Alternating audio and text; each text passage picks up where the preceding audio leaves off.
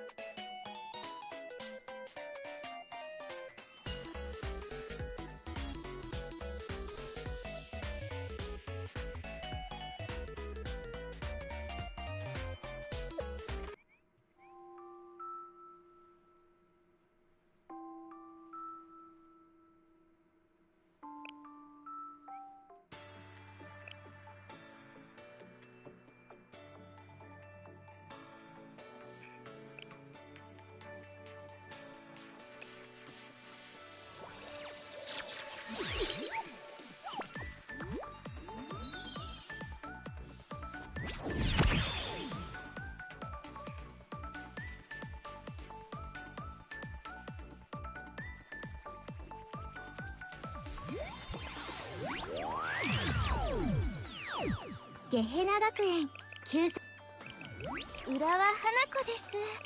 ゲヘナ学園給食部の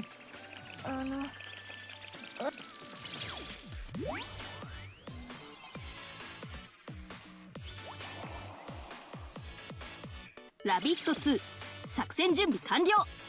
海とはいえ警戒任務は怠らないぞ。試練が怖い時、苦難に負けそうな時、私が一緒に立ち向かってあげましょう。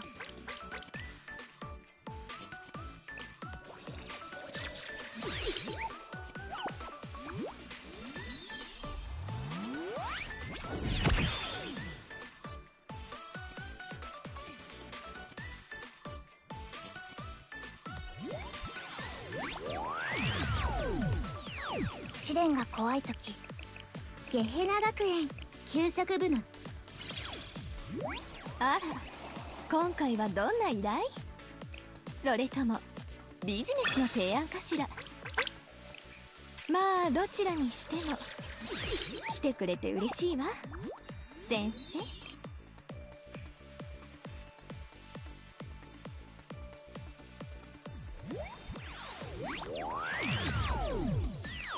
ごきげんよ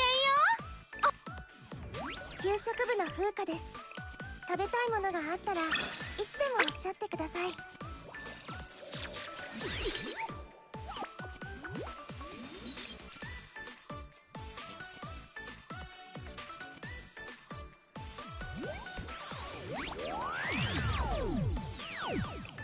別に協力するつもり。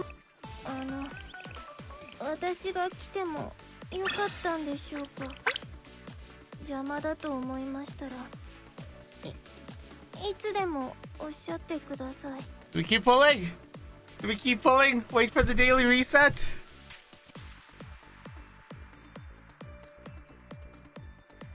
It's 1 minute. 1 minute till the daily reset. 1 minute. 1 minute.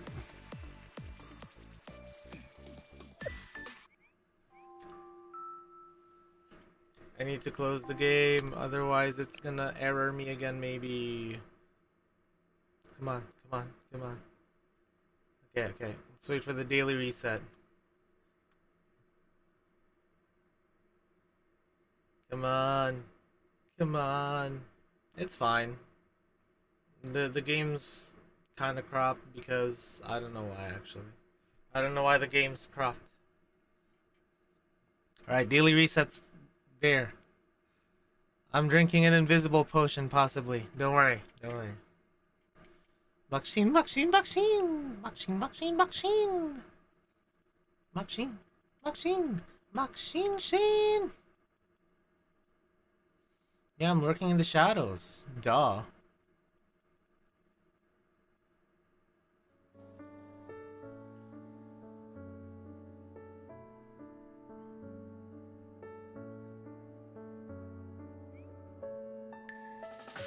Buru Archive.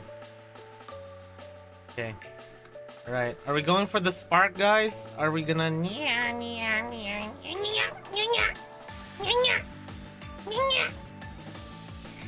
Dari, dari, dari, dari, dari.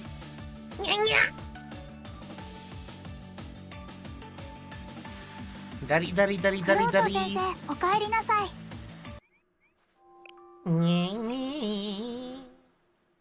ダリダリダリダリダリ。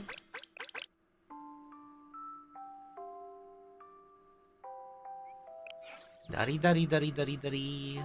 そんなに食べられません。No, not the blue demon. There we go. あれ、見えま Our すか？ purple goddess. どのお仕事から始め Purple ますか？ goddess Plana. 先生。 Bless our pulls. Thank you. Dari dari dari dari dari.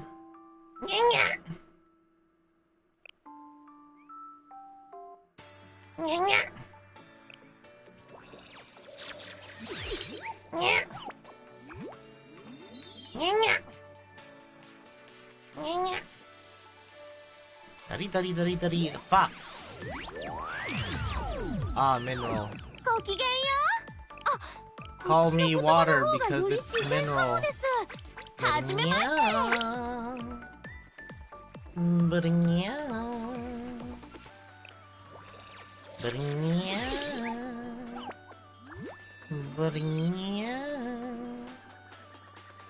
Dari dari dari dari dari. Double mineral, that's not good. 苦難に Is 負 it けそう because な I 時 got 2 purples 私が in 一 my 緒に立 first ち向か 2 ってあげましょう。 temples? Dari dari dari dari. Dari dari dari dari. Barinya. I don't have cheese. 3 minerals. どうされた方はいらっしゃいま Wow. すか？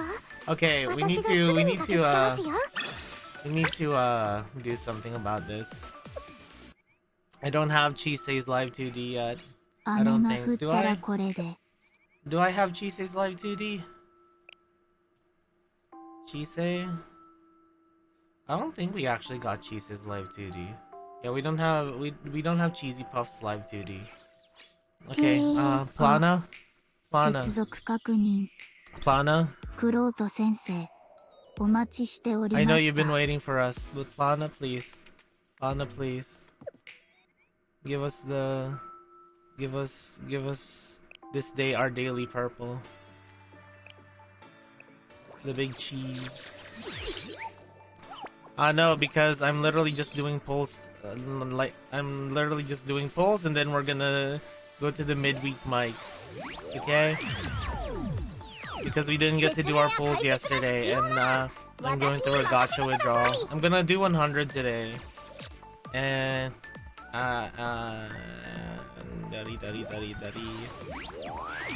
yeah, we're not having good luck today, guys. 怒ってないから誤解しないでね先生。顔が Come 怖 on, いってよく come 言わ on, れる come んだ。 on. Come on. Come on. Fuck. I don't know. What are you doing? I'm drawing Neko arc in like in like all of the angles. 私が来てもよかったんでしょうか。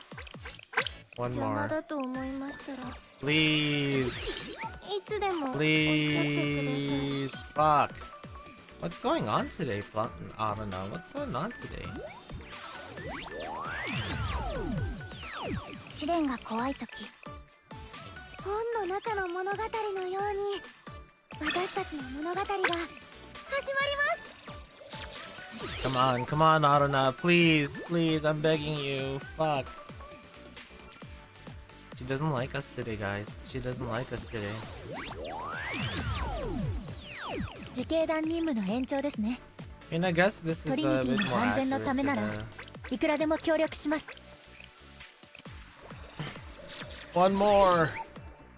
One more. Nope. Oh! I got jump scared. On the mineral. 怪我をされた方はいらっしゃいます。自警団任務の延長ですね。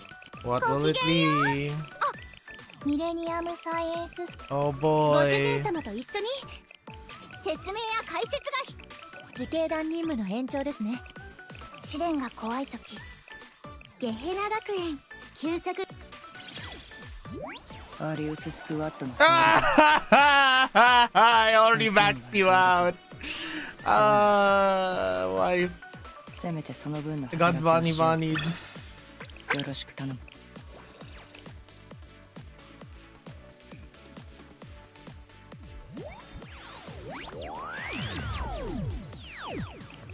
最高のご奉仕をお約束し、 Yeah, oh hi, sorry. ご主人様へのご挨拶 Yeah, と it's いたします。 UE70 mats, guys, for when UE70... Oh, purple. Yeah, my wife caught me trying to pull for... Oh, 2 purples, どんな okay. 中の物語の Okay, 説 okay. 明や解説が試練が怖いとき、 Okay. 試練が怖いとき、 Oh! Let's go! Let's freaking go! 刮目してご覧あれ。百鬼夜行連合学院陰陽部部長天地ニアのおなーりなんちゃって。 Burinyang! だって舐めない。 Her voice is so perfect. It's so burinyang. Okay, what's this one? さあさあ刮目してご覧あれ。百鬼夜行連合 Absolute 学院陰 cinema. 陽部部長 Absolute 天地ニア cinema. のおなーりなんちゃって。 Yeah, haha. Watch I get Nagosi. Watch I get Nagosi, 手を上 okay? に上げて本編の指示に従ってください。 Watch I get Nagosi, okay? I'm gonna get Nagosi. I'm at 150 anyways. Might as well just do it, right? Come on, Nagosi. We're gonna draw a chicken skewer. Most scuff ass. It looks more like Dongo than anything. Damn it. 説明や解説が自警団任務の延長ですね。 Come on, ト Nagosi. リニティの安全のためならい Come on, くらでも協力 Nagosi. します。 Fuck. There we go. Most scuffed ass chicken skewers you've ever seen. Oh my god, that's a lot of yellow. I do not have I do not have これからよろしくお Hikari 願いしま like す to ね be. 先生。はいはいそうですよ。営業用のセリ She's フです。 still yapping.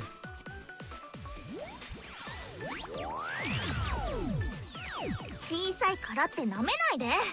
Dongo, 将来性はものすごいんだから。 Dongo. Wow, Aruna's being especially mean to me today.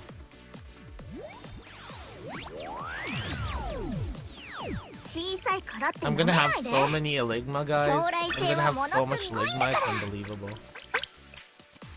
Last one. Fuck.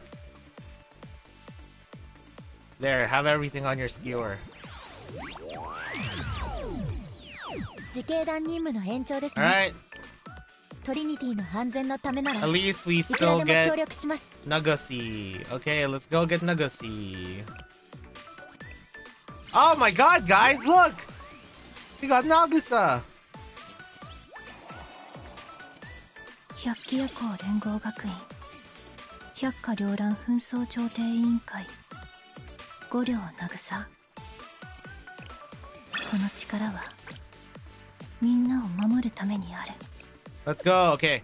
So, now we see how far we can take Nia Burinia.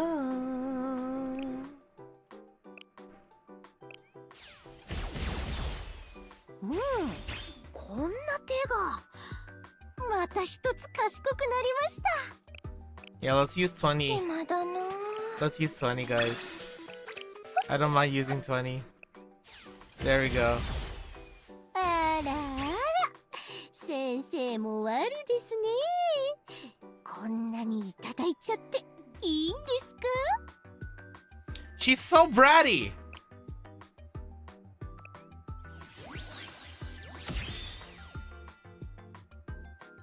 お気持ちはありがたいのですが、いやはや私に何を求めていらっしゃるのやら。 I'm doing okay, Brandy. I'm doing ですが alright. 先生のご期待を裏切るわけにもいきませんし、困ってしまいますね。本当に。 Yeah, she's so Burinyan. Like she's She's so absolutely like just unashamedly Burunyan. Alright, so anyways, now that we've done our roles, let's close Blue Archive and let's start today's event, shall we? Today's main event. Yeah, her voice is so cheery. All right, let's see. What would be a good music for us?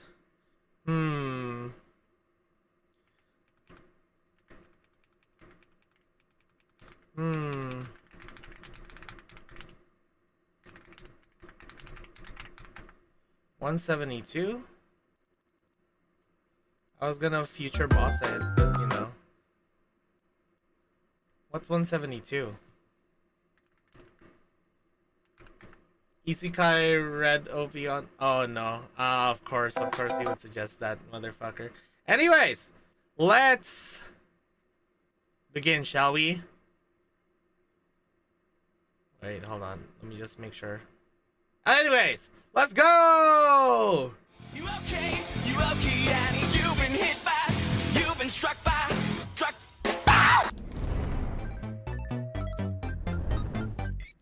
У меня живет культурный кот, культурный кот, культурный кот, культурный кот. Он культурным голосом поет, но мимо нот, но мимо нот, но мимо нот.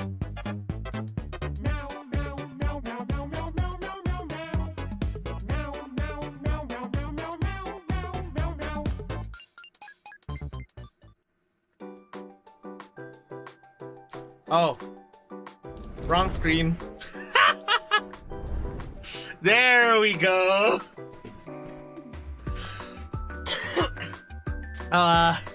Don't mind that, guys. Don't mind that. Okay? Okay? You didn't see that. You didn't see that. You didn't see Minori, like, on my head just screaming at people. Yes, I have, Minori's dead and you killed her. But yeah, welcome to this week's Melodite Midweek Mic, where we yap and I don't know, the quote is still in progress. I'm gonna work on it. But yes, I did see the Magical Girls and I'm very excited for them. Very, very excited for the Magical Girls. How about you? Are you excited for the Magical Girls? Here, let's put a few of you here. There we go. Let's put a Melodite there. There we go. No, that's not what we do here, Hyper. No. Surprise! Yeah, pro streamer, by the way. Let me just reduce the music a little bit because I think it's a little bit loud. There we go. So, the topic of today's Melodite Midweek Mic, as suggested last week, is Isekai. But first of all, before we get into all that Isekai business, how are you guys doing today? You guys doing good? You guys chilling? You guys feeling all right? No one's like dying or anything? Unlike me, because I am definitely dying in some way.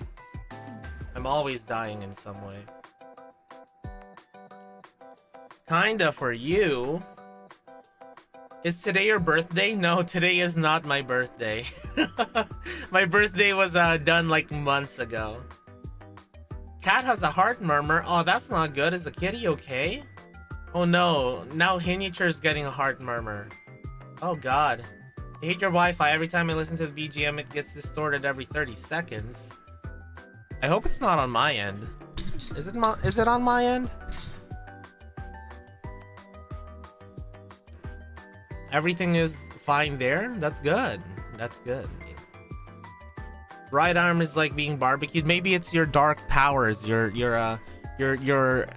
energy being unleashed, you know. Who knows, Hiniature? Not dying, but I wish the rain would stop. Rain means headaches. Oh, really? honestly, for me, rain's kind of relaxing. Like I kind of like rain. Like it was raining earlier. Like it was actually raining pretty hard earlier, and it was pretty nice. It was nice. Cause I was waiting for this one store to open because I needed to pick something up from that store. Just got an American Truck Sim achievement. Is that the achievement? You need to not open the game for like 5 years. Is that the achievement? Cause that would be pretty funny. But yeah, hello, Booty. How you doing?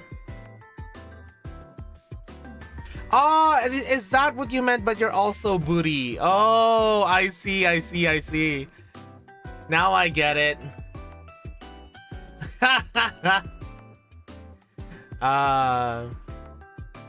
Okay, so what was I talking about again? Oh yeah, I was looking at I was looking to no, I wasn't looking. I was waiting for this one store to open, right? I was waiting for this one store to open, and I went to sleep in my car, and there was like rain going on outside, so it was nice and chilly, and there was also like relaxing rain noises that helped me go to sleep in my car. So funny enough, I managed to sleep more comfortably in my car than in my own bed at home. I don't know why.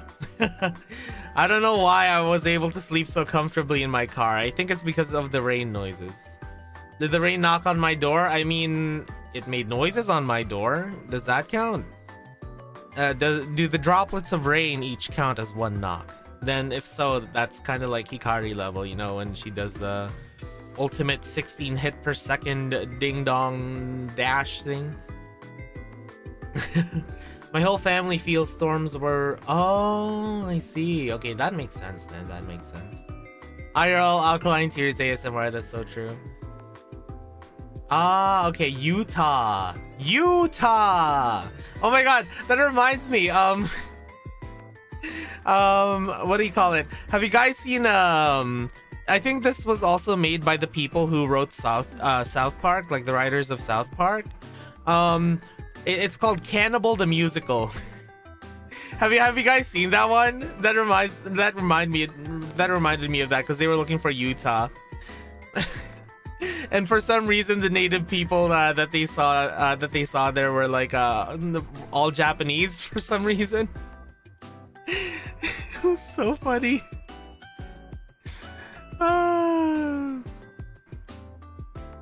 Yeah. It's pretty funny.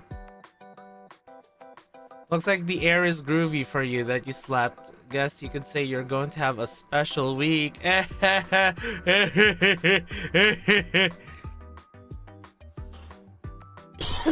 yeah, Hyper, I think that is a phenomenon where it's like it shouldn't be comfy, but it's like some of the comfiest sleep that you could get.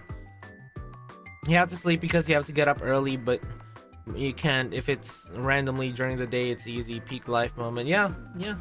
Man, so a nice segue is that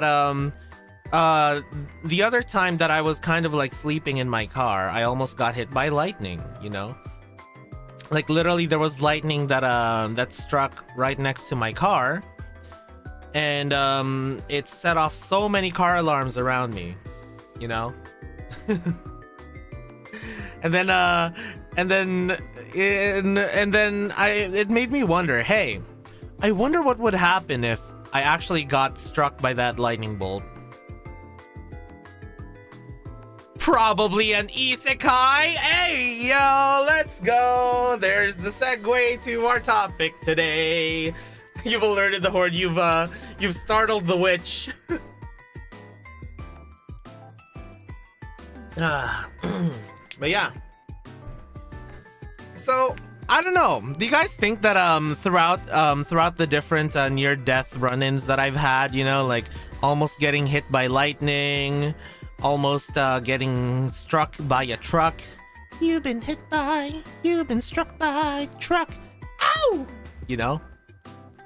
Or like, you know, the other near-death experiences that I've had. Do you think do you think I would have been isekai to somewhere great? Because, you know, getting hit by lightning would be like you going in front of the goddess and going like, "Oh, that was a very rare death case, you know? Like that's a very rare way to die.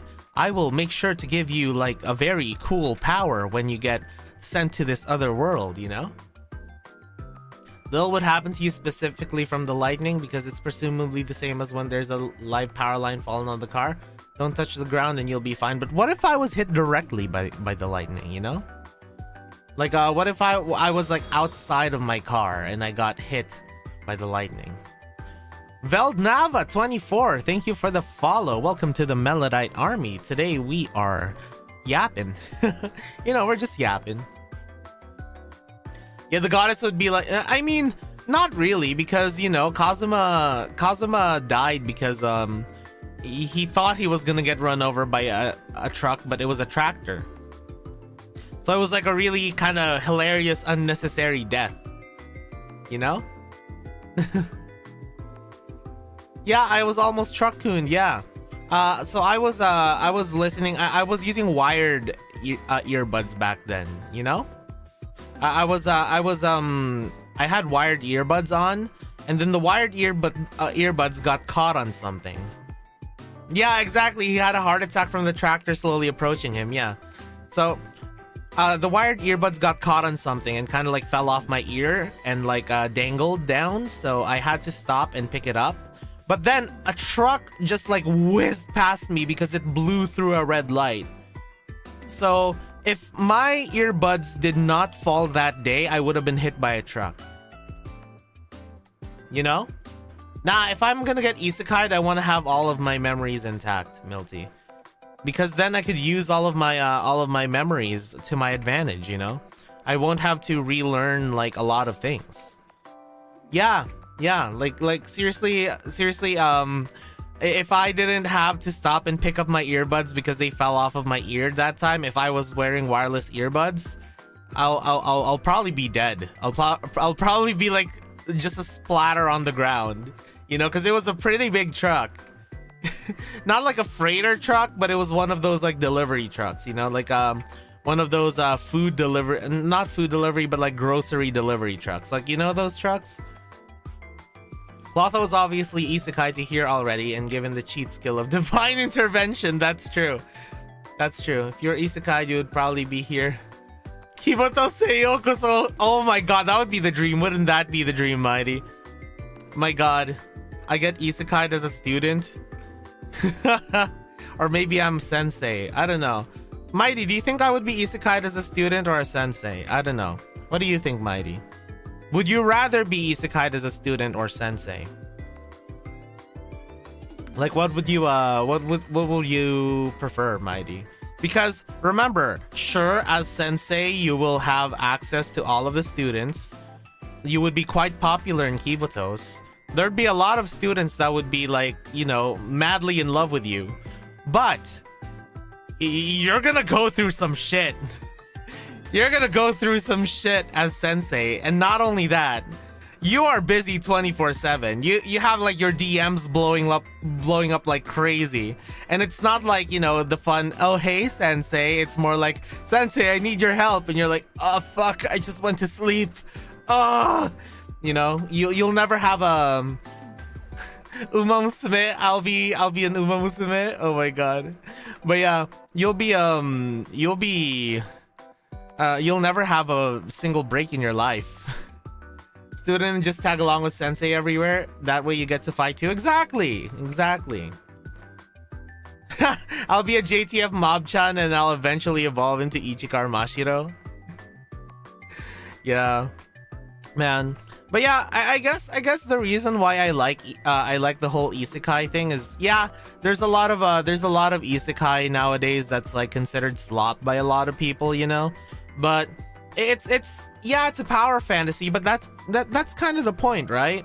Like, that's kind of the point. You want isekai to be like an escape from everyday life. Like, that's the whole appeal of isekai, right? Access to all his students sounds very No, I mean you have a way to contact all of the students, basically.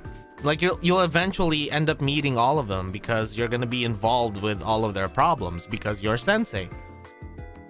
The funniest fact from that series is that I know is that between the three girls, Kazuma states he's only able to be attracted to Megumin because Darkness is King scares him.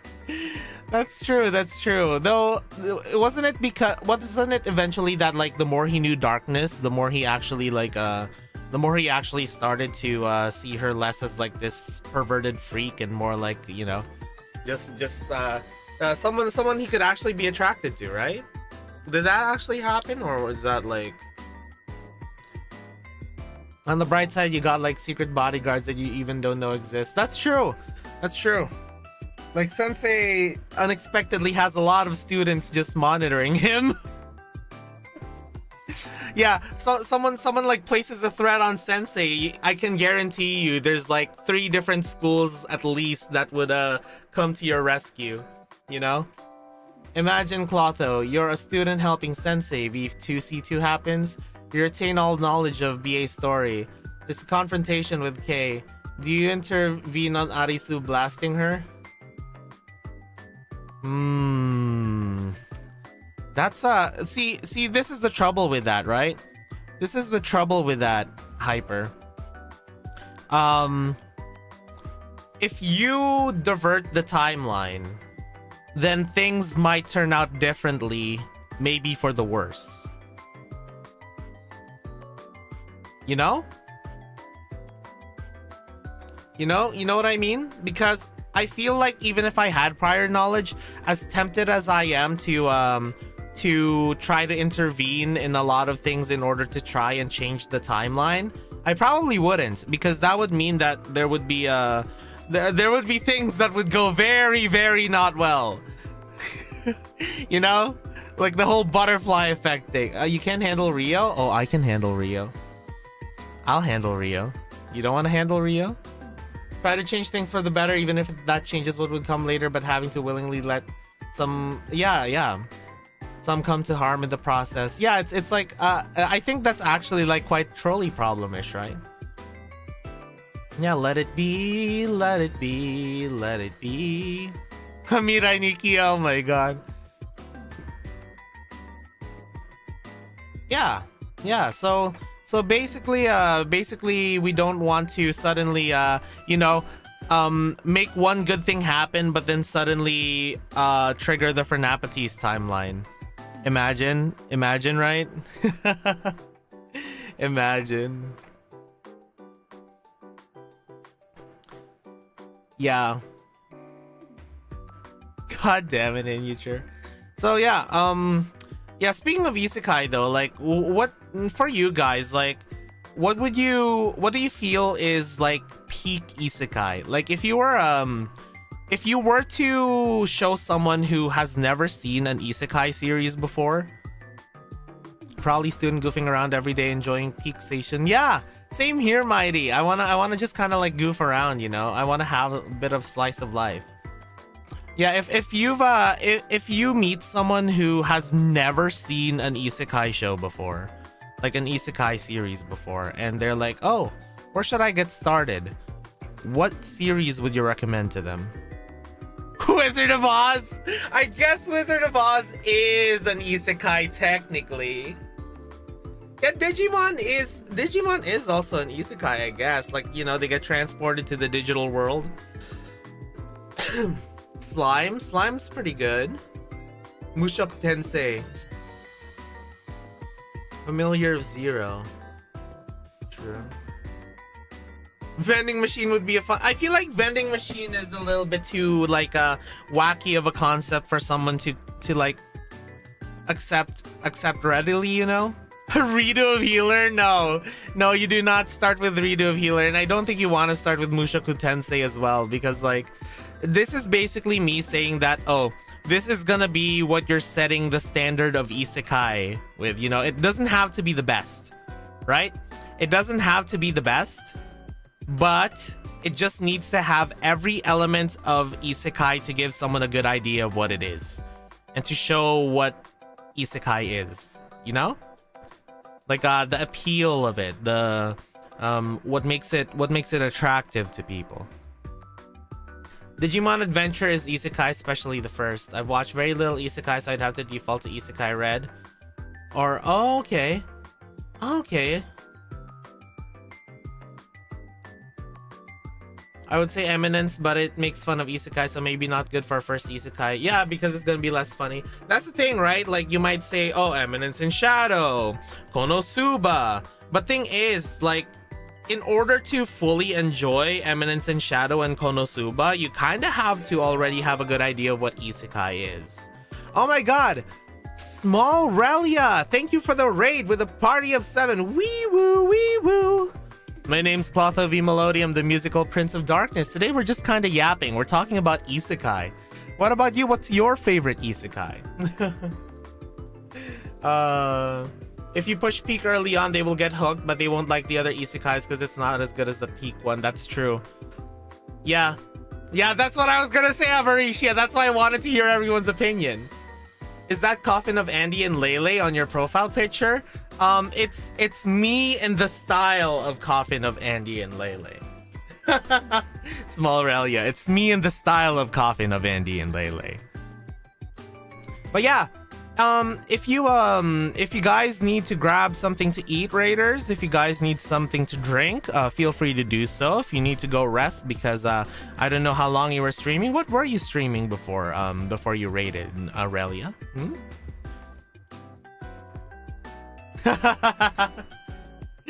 Oh, you're friends with Cha-Cha? Cha-Cha Chilla? Cha-Cha real smooth. Slide to the left. Is Kawaisugi Crisis an Isekai? No, it's not, because it still happens in our world.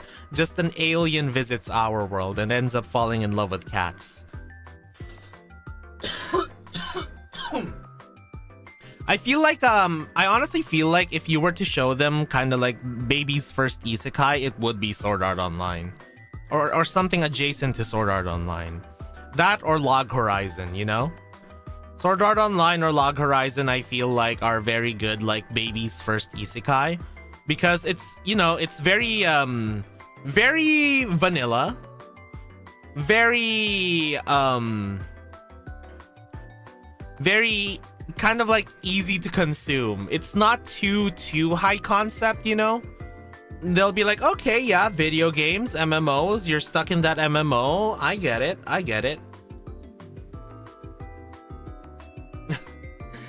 Daimon Marcus? Who's that?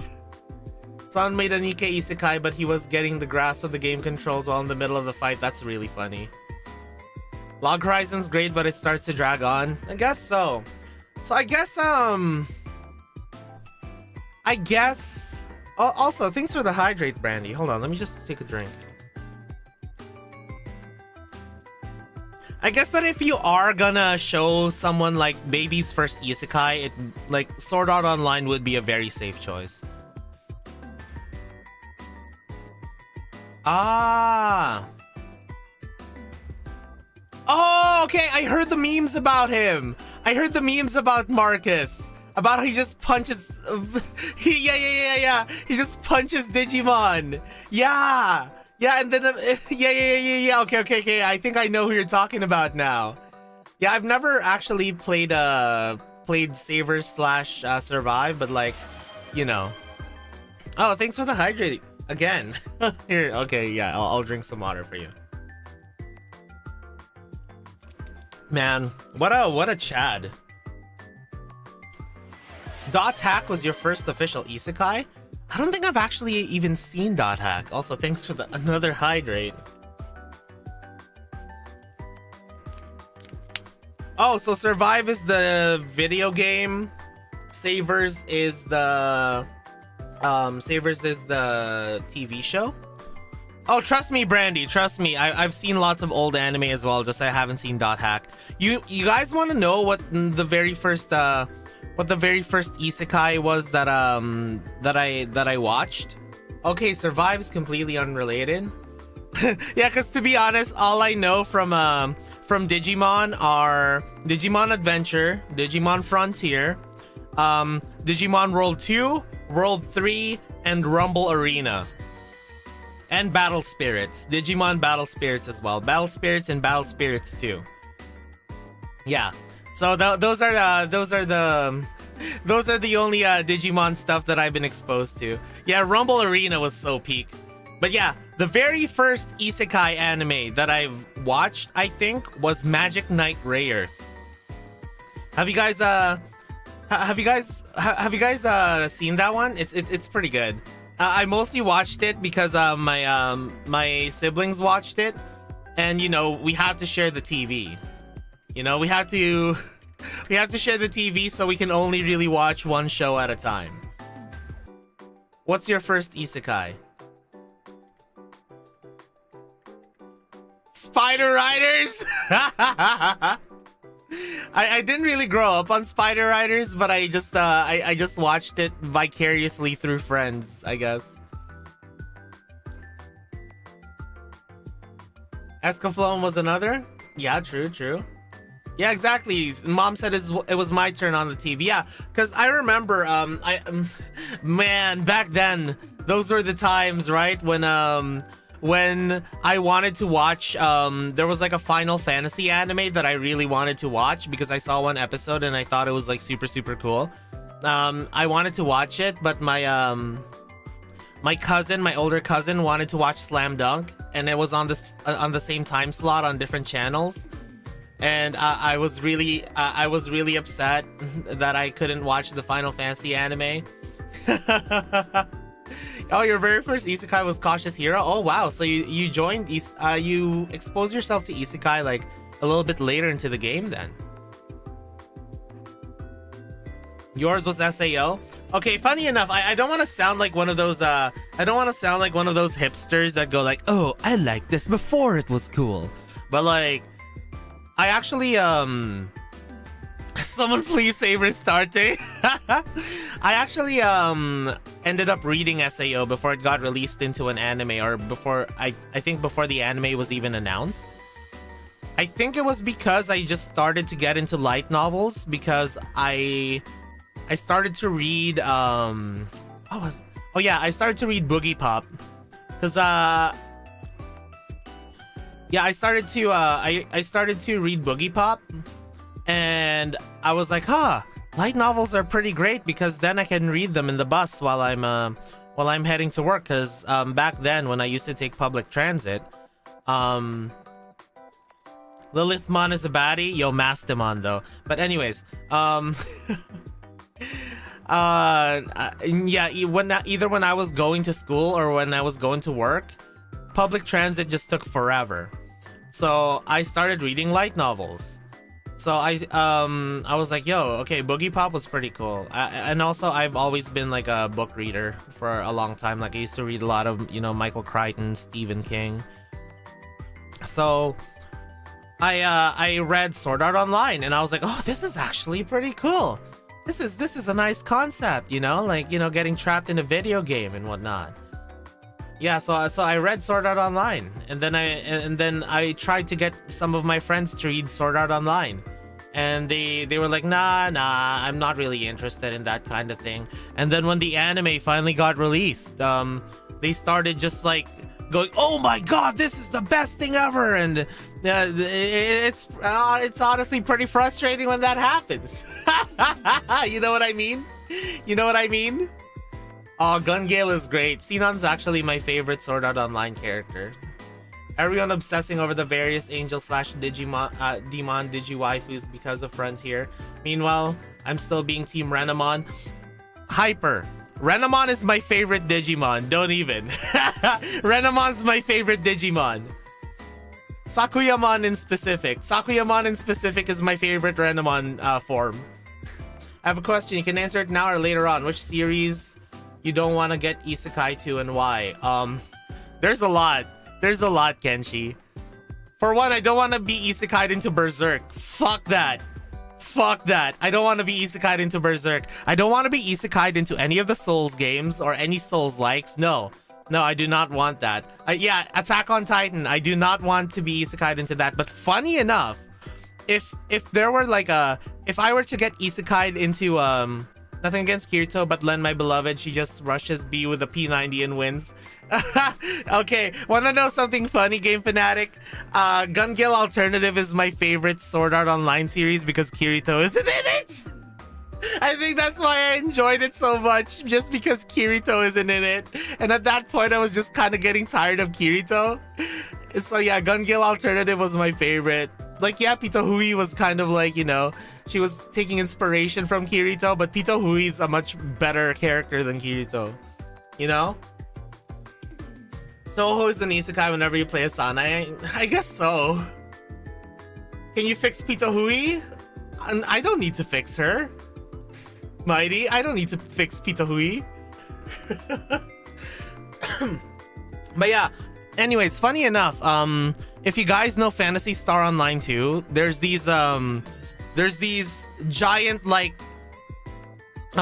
giant galactic level threats called the Dark Fowls, you know? And they're like fucking gigantic. They're like the size of planets sometimes. And I would still be fine, you know, living there. Because another thing you guys gotta consider, right?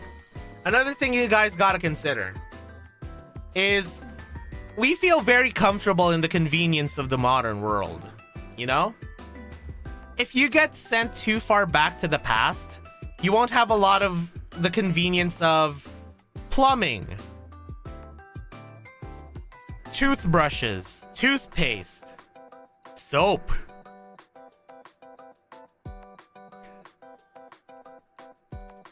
Heating. You know? Soup. I mean, they probably have soup. You know, it would be amazing to be Isekai to just for general life and fun. Battle Network. That would be fun. Just have your own net navi. Though that would probably be closer to the future than you might think, Hyper. Because AI is starting to get more and more complex, you know, Hyper? I won't be surprised if someone actually ends up making a net navi, like, soon into the future. Yeah, the stinky be gone. Yeah. One of the things I considered if I get isekai is how to make soap. I'll make people bathe, the stinky be gone. Okay, wanna know something funny actually, True Duck? True Duck, you wanna know, you wanna know something really, really funny? I've actually started to research. Oh yeah, Battle Network did kind of predict a lot of things. Yeah, I started researching how people make soap, how people make shampoo, you know, how people make like a lot of the stuff that's kind of like convenient in our day-to-day lives, you know, like what people you know, what people made with the materials they had back then in order to like clean themselves basically. And then I was like, in case I get isekai'd, I want to keep all my memories. I will make the very first bar of soap, damn it. I will make the very first bar of soap. I will smell so fucking good. Oh, I love Townsend's. I actually get recommended a lot of Townsend's and Max Miller tasting history, you know? I love watching them. It's their channels are so great. Man, the hardtack that you always gotta clack on the hardtack when you say hardtack. Yeah, hardtack. Siri is effectively no different from a Navi and was made in 2010. That's true. Just Siri doesn't have like a visible physical form, you know? But now we're getting closer to that. I think there's actually a Kickstarter for something that's like that's basically like an anime girl hologram that you can make as your personal assistant, you know? So we are basically getting close, very surprisingly close to having real net navis, if you really think about it. The tweet thread where Grok bodied an auntie? Oh my god, I saw that one. I saw that one through Brandon. It sent me through such a deep rabbit hole. I was like, oh my god, this guy literally argued with Grok for hours. Man.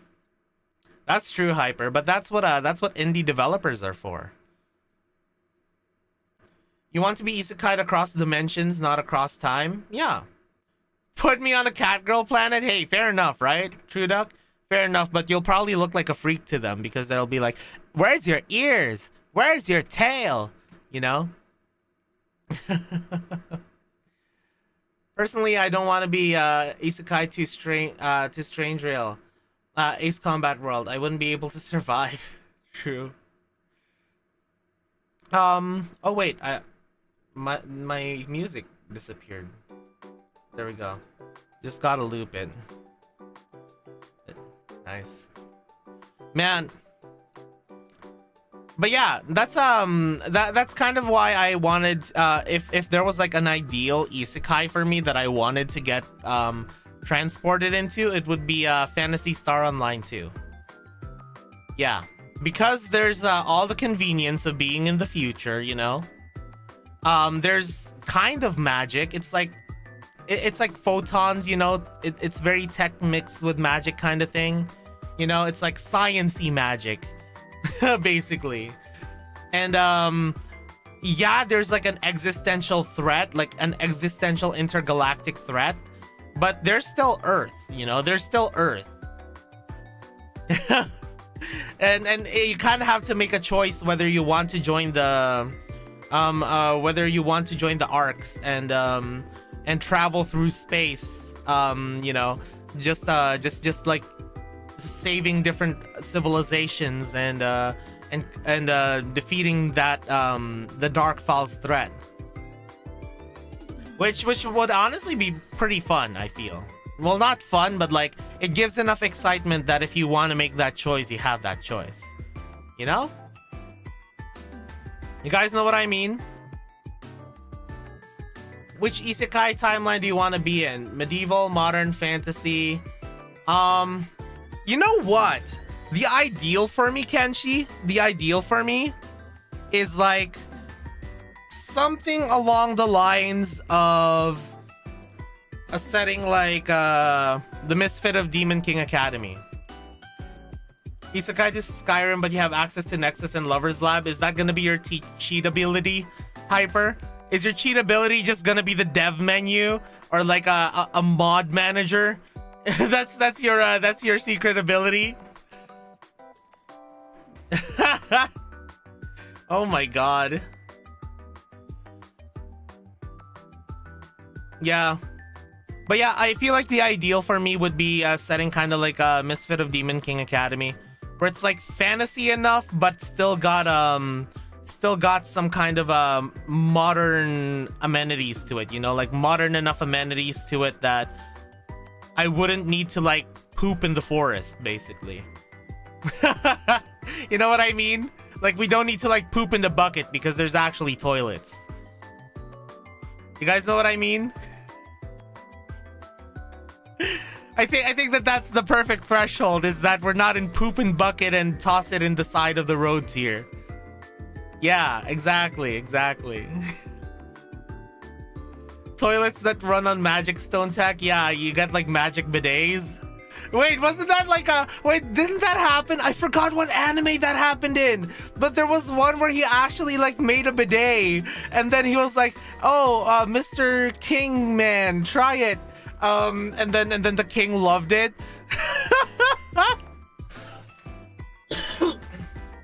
The slime witch is a good one if you can hide for a long time. I mean, that's also assuming that you can live enough to grind slimes for like 300 years. You're wait for the Isis live stream? I mean, we had quite a discussion as Bestus, but we're still going, you know? We're not even like an hour in. We still have a lot to talk about. Biggest prank would be getting Isekai Tsuror.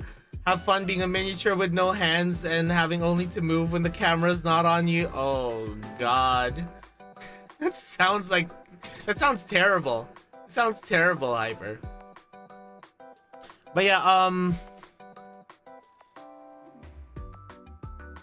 Asbestos, what we're talking about right now is what would be like the ideal isekai world for you to be isekai'd into, you know? Like if you were to choose in any show, book, or game, you know, what would you where would you go?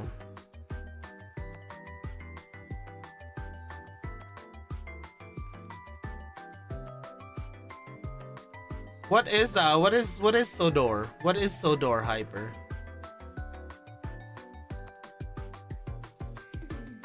Kenja no Mago. I think it is from Kenja no Mago. Maybe it is Hinicher. Oh, I didn't know where Thomas the Tank Engine took place. That's pretty funny. Oh, like the question? I mean, the question is, Kenshi, like what isekai world would you want to get?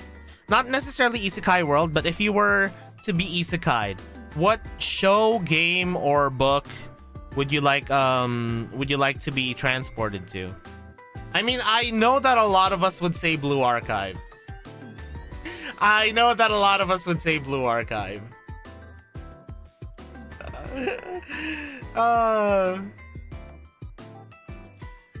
But then again, like if you are a student, if you did get isekai'd as a student in Blue Archive, like you gotta consider how your relationship would be to the other students as well.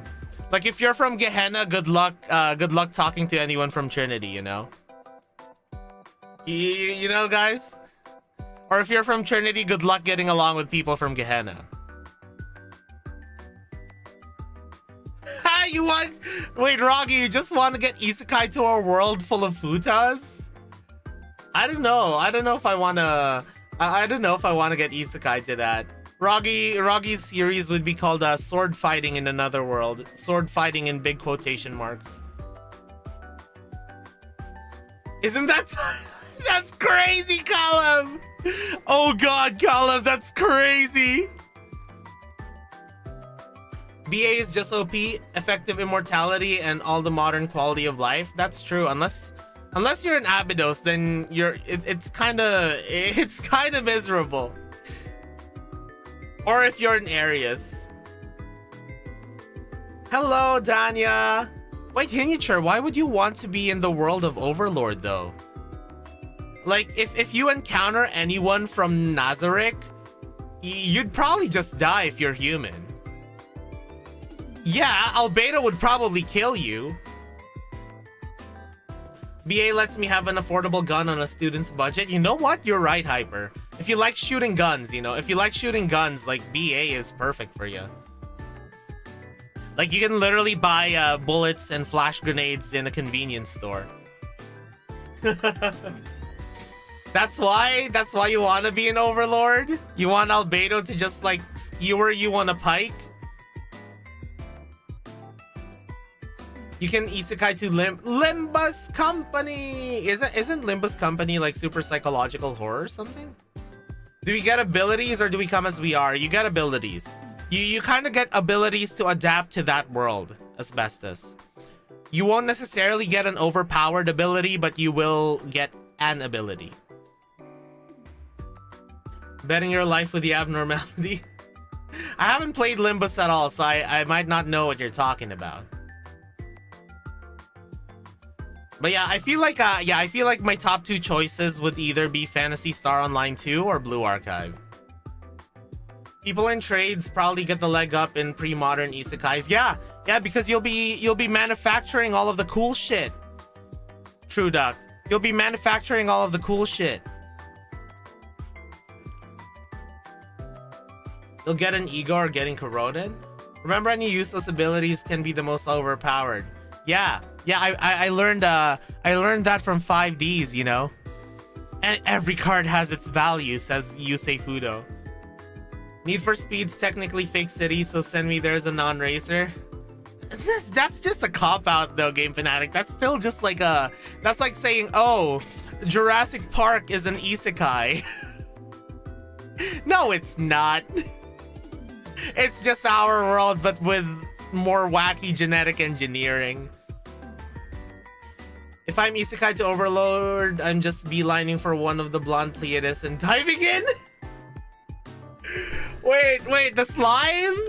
You're just gonna find solution and just like dive into her and just be consumed, Hyper?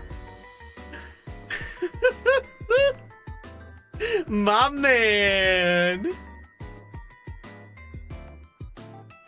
You pick BA, but as a mob from Alchemy, I mean, you'll be well taken care of, Milty. You'll be well taken care of.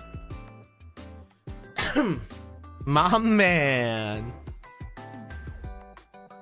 Yeah, but you'll also be like completely dissolved. You do know that she's a slime, right? Hyper.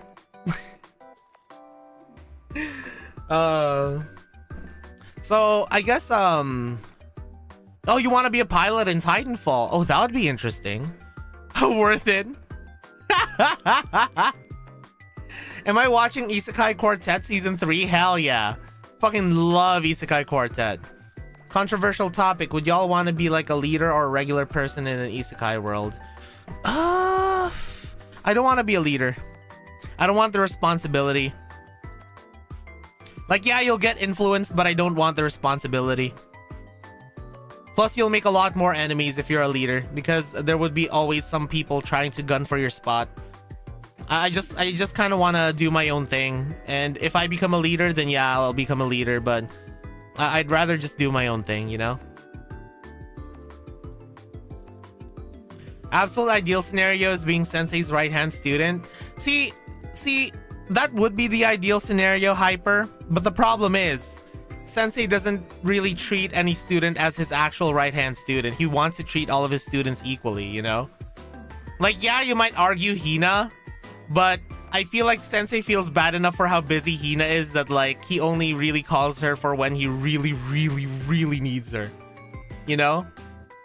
But I feel like Hina would be the closest one that we could call Sensei's right-hand student. And do you really want to be Hina? I don't think Aruna's a student. Aruna's an AI. From in the Shitim chest. Ah, I see. So you're basically gonna always ask to be on chalet duty. Hyper. You're gonna be like, no, I can take chalet duty for you if you want. While keeping up with your studies. Because guys, remember, as a student, you still do need to keep up with your studies, which I don't mind because that's like peak station, you know? Peak station. I mean, Clotho, if you're a ruler, remember, you have a broken ability, so you can just clone yourself. You just asked to live there? I mean, I don't know if Sensei will actually, or like if the General Student Council will actually allow you, you know? Always on chalet duty, that's just 1-star students. I mean, chalet does seem like a very comfortable place to live. Imagine you're in Abydos, right? It's always fucking hot every time. God, I would hate to be in Abydos. I can't handle heat anymore. Ever since I've lived enough in Canada. Then again, I wouldn't want to be in Red Winter either, because if I was in Red Winter, I think I'll go insane like day 3. I think day 3 I'll go insane, and I'll just like end up like fucking causing havoc and becoming one of the 7 prisoners. 8 prisoners, because I'm one of them now. Oh, it's that student from Red Winter that started to destroy everything because he went insane from all the shenaniganery. You're going to be isekai'd into the JoJo world. What band or song would you name your stand after? My Chemical Romance. If I were to be isekai'd in BA, I want to be the GSC Prez. Why? You just be like missing the entire time. Miniature. Missing / dead, who knows?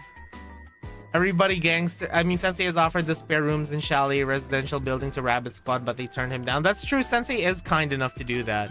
So I guess if you're like a homeless student, Sensei would just be like, hey, you want to live in Chalet? And you'll be like, sure. Everybody gangster until Sensei pulls out the in all my years as a teacher when you get a bad grade. Just looking at you disappointed. Serena's inside the wall, Akira's outside the windows, Wartap has the plant, Arna and Plan are on duty. Why not have that one unaffiliated student who just hangs out and helps Sensei whenever he does stuff? Yeah, you get the spare room, Hyper. You get the spare room. Would you imagine BA would be like if Sensei has an assistant, not student, but another adult? I feel like BA would not have the same impact if there was another like responsible adult that was helping Sensei, you know? Can she?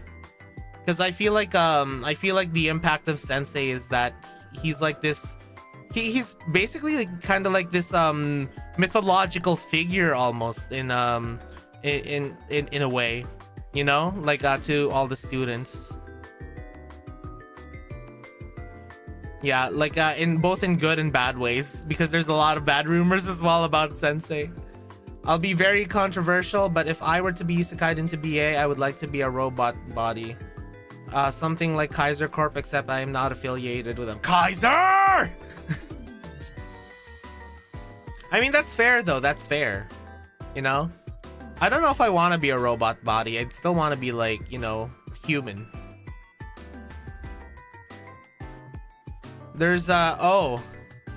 Really? You'd take that chance to take over a Deca Prophet body too? What if Asbestos, what if you just become like Tippereth or something? Like you're literally just stuck there. Yeah. I want to be able to tag along for V5C1 when we first find Nagusa. She's attacked by the Morio. I get to jump in back to back and say, you cover my right, I'll cover yours because I'm on the right side. Oh man. That's true, that's true. You'll just team up with Nagusa. You'll just want to be Malkuth? Are you sure you want to be Malkuth? You don't want to be one of the 3 Dekagakis so that Malkuth can take care of you. Miniature. You know? Like you sure you don't wanna you sure you don't wanna be taken care of by Malkuth instead? Tippereth is the low roll for luck. There's some really cool prophets. Yeah, like Vina. Just be a giant robot dick snake. Yeah, right, Miniature? Yeah, I know what I'm talking about. I'm also a degenerate sensei. Man, just want one thing and it's Malkuth pampering.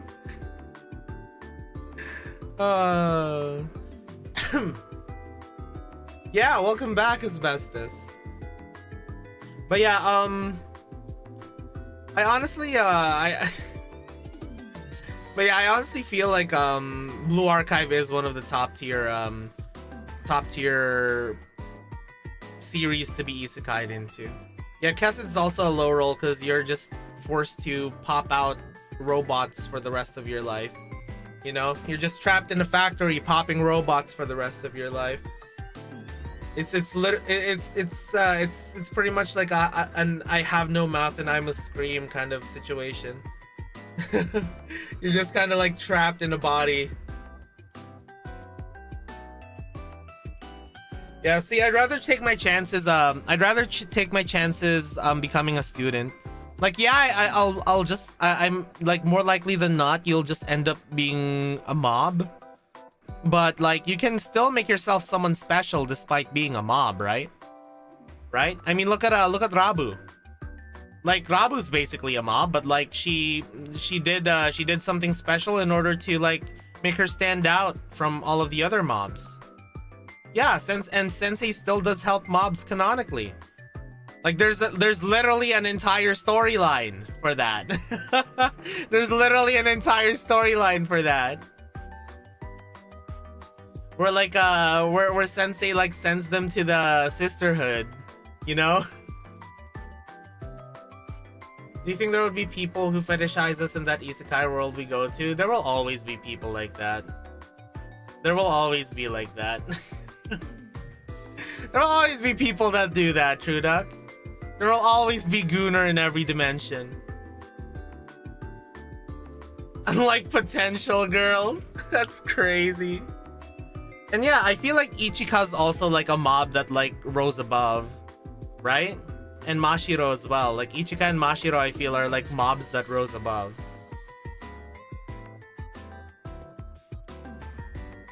Yeah, it was Hinata's suggestion, but it was still like helped by Sensei, right?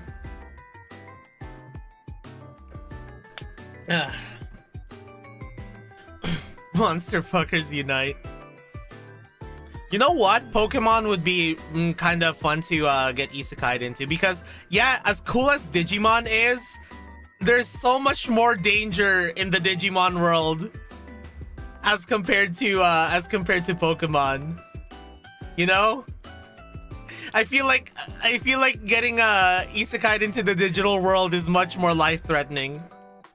Oh my god, imagine you get isekai'd into Digimon. Monkey's paw curls. It's Digimon Survive. Fuck! Yeah, I feel like Trinity would be the best place to live in. Trinity or Millennium, one of those two.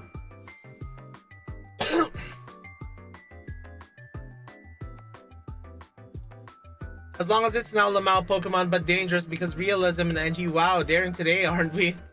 Nah, I mean, even like in the, you know how they had that one special series with Red, where like the Pokemon fights were like more violent. Like even then, like it's still relatively tame compared to Digimon. You know? Like it's still, yeah, Pokemon Origins. It's still relatively tame compared to Digimon.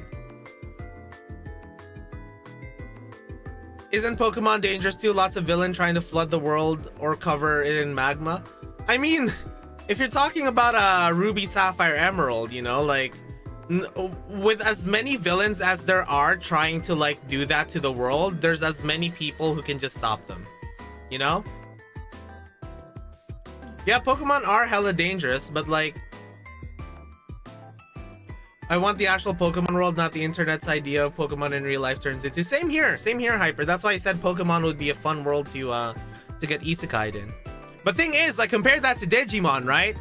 In the tamest version of Digimon, it's still quite life-threatening. Yeah. Because again, what I feel is that Pokedex entries, you know professors send all the professors send children out to fill up that Pokedex, right? Imagine getting isekai'd, but the people that summoned you are secretly using you to take a fall against another kingdom. Isn't that basically Shield Hero?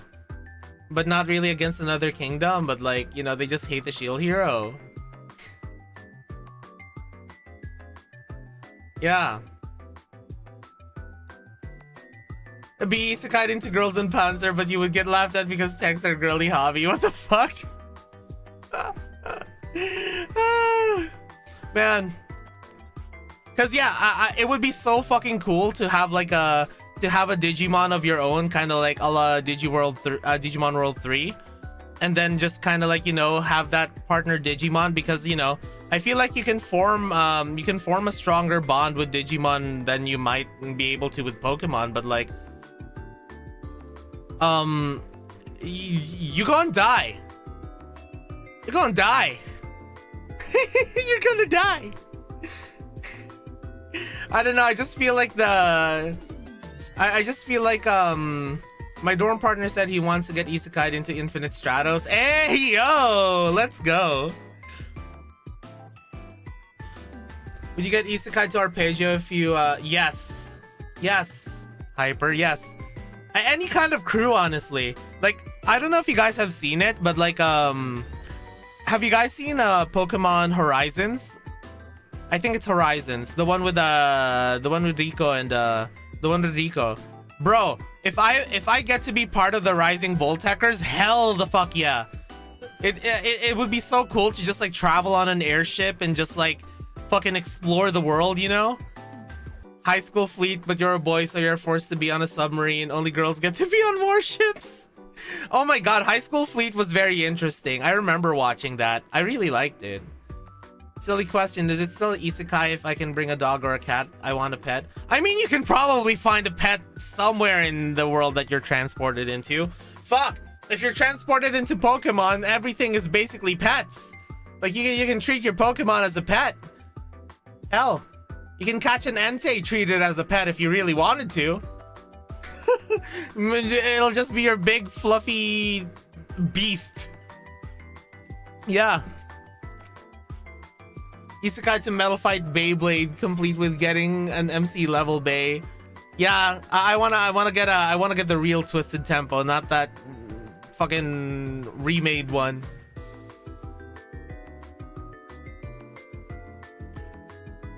I think so, Rapture. It's been a while. It's been a hot minute since I've seen Infinite Stratos. If you want a pet, you can catch Metal Garurumon. Yeah, but you can't really you can't really cuddle with Metal Garurumon. Metal Garurumon's more like a badass mecha wolf that you can like ride around, you know, but like Metal Garurumon's more like a cool mount than a pet. Hey, thank you for the follow, Cuddle Wolfie. Welcome to the Melodite army. Hell yeah. I hope you enjoy your stay. We're talking about like Isekai and just a bunch of different anime shows and game series right now, honestly. I want a Growlithe. I'm basic. Give me dog. Yeah. Growlithe is a good boy, you know. Growlithe, Rockruff. Bao going feral for War Garurumon. Why does that sound so on brand for Bao? It sounds so on brand for Bao to just like freaking go crazy over War Garurumon.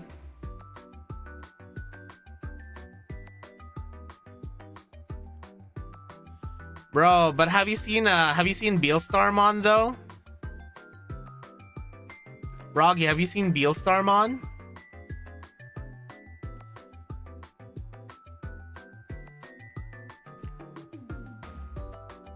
Do you know Beelstarmon, Roggy?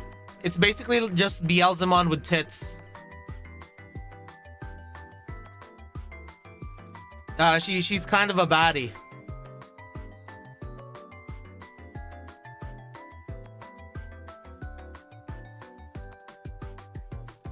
I love my little guy growing up to have a huge Shrek.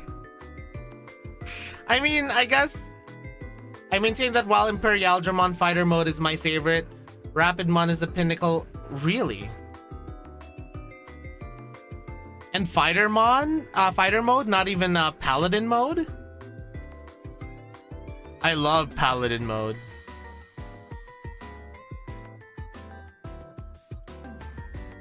Yeah, I really like Imperialdramon paladin mode. That armor looks so cool. Ah, so it's kind of like more of a, I guess, a preference of color scheme. Because I really like white and gold. White and gold is a really nice color scheme, in my opinion. So I guess I have a bias for that. Oh, sweet. Man. Rapidmon kind of looks like Metal Gargomon. I bet Rapidmon's related to Metal Gargomon, right? Or Mega Gargomon, not Metal Gargomon, Mega Gargomon. Imagine getting isekai'd into Majikoi, you try to hang out with the samurai girl and now you have the whole team fighting for you. Man. What would be okay. Without going for like the cop-out answers of oh, I'll just go for Need for Speed because it's just our world, but like street racing, which is literally just our world. Just you gotta hang out with car guys and street racers. What do you guys think would be the most safe isekai? Like what do you guys think would be the most safe isekai? Again, excluding the things that are not that are basically just our world with like, yeah. You know what I mean? You know what I mean, Hinicher? Like if you just want like a really safe life. Nukitashi. Nukitashi. Spice and Wolf for nice simple fantasy life. That's true, though you do have like you basically have a fucking wolf goddess traveling along with you. Safest isekai has got to be No Game No Life since you can't be killed by others. Uma Musume, I feel like Uma Musume is different enough to our world that it's not really a cop-out. You know? But the thing is, right, Game Fanatic, like, if you're a trainer and you fail as a trainer in Uma Musume, you'll kind of like go super deep in debt and probably just like end up being absolutely miserable for the rest of your life. You'll still be safe, just you'll be absolutely miserable. Honkai Impact 3rd? Aren't there also like big existential threats in Honkai Impact 3rd? I don't know, I only played until I almost said Sakura Miko. Yeah, hello. No. Fuck. What was her name?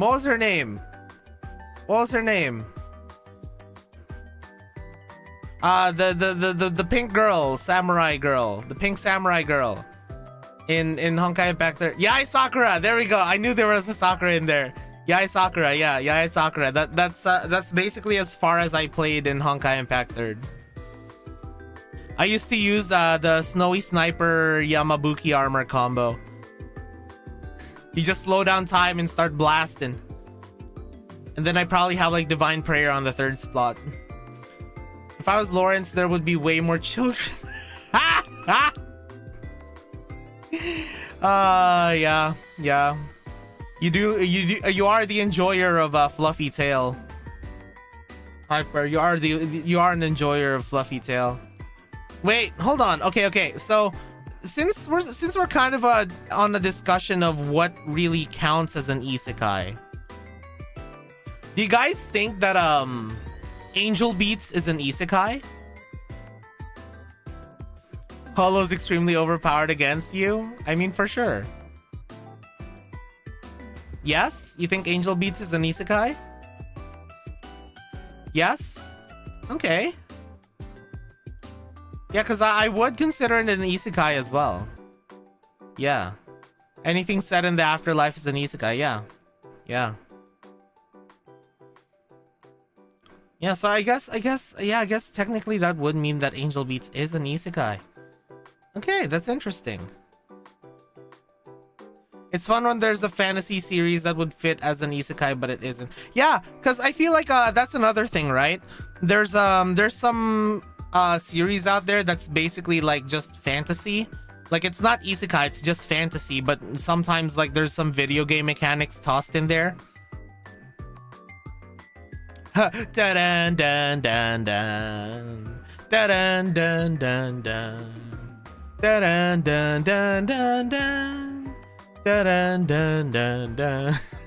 So iconic. Yeah, that opening is so fucking iconic. I love it. Is Half-Life 1 Zen segment? I don't know, Asbestos. I don't know. But yeah, you guys know how there's some people mistakenly call like series that's basically just fantasy as isekai because like, oh my god, it has game mechanics, that means it's automatically isekai. Not necessarily, you know, not necessarily. Remember when Frieren first came out and people were unironically coining the term native isekai because they completely forgot that normal goddamn fantasy? What the fuck? Isn't that just like doesn't that just cancel out? Doesn't that just cancel out, Hyper? Exactly. See, that's what I'm talking about. Gordon gets transported to a different world. Oh, I don't know why, but when you said Gordon, I thought you meant Gordon Ramsay. Sproinkle, thank you for the follow. Welcome in. Welcome to the Melodite Army. We're talking about isekai right now. If you want to join in on the conversation, go ahead, but I hope you enjoy your stay. You just want to hear us yap. Okay, but like Clotho, would you rather throw hands with Mewtwo or throw hands with Lucimon for a chance to have Renamon? Ha. Huh. You know what? Lucimon has a really punchable face. I'm throwing hands with Lucimon. I don't care if Lucimon would be more powerful. I'll throw hands with Lucimon just to have a chance at punching him in the face.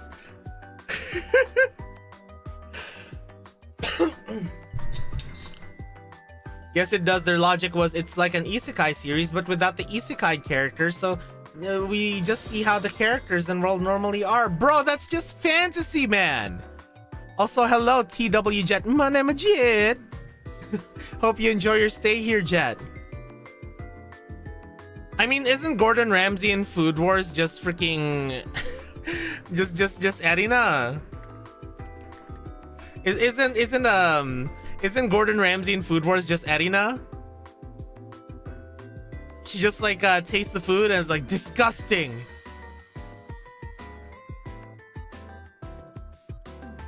Oh my god, the whole sympathizing with the demons thing is so fucking dumb. You know, like you don't have to not God. So do I go on this rant? Like it's okay for fantasy to have different species that are just bad, you know? That there's no really gray area, they're just bad. Like that's completely fine. And people relating them to like real life actual demographics, I feel like is more racist than anything.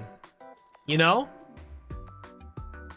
Like don't get me started on the whole like, oh, orcs. You know? Oh my god, Hyper, give back my brain cell, god damn it. Give back my brain cell, Hyper. There's a point where you cannot argue with people that cannot differentiate between fiction and reality. Exactly. Like, okay, look at it like this, right, Kalev? Look at it like this.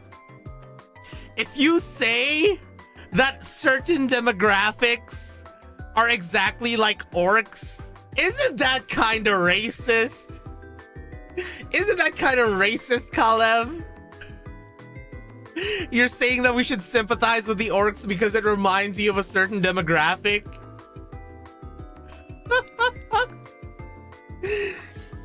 You know?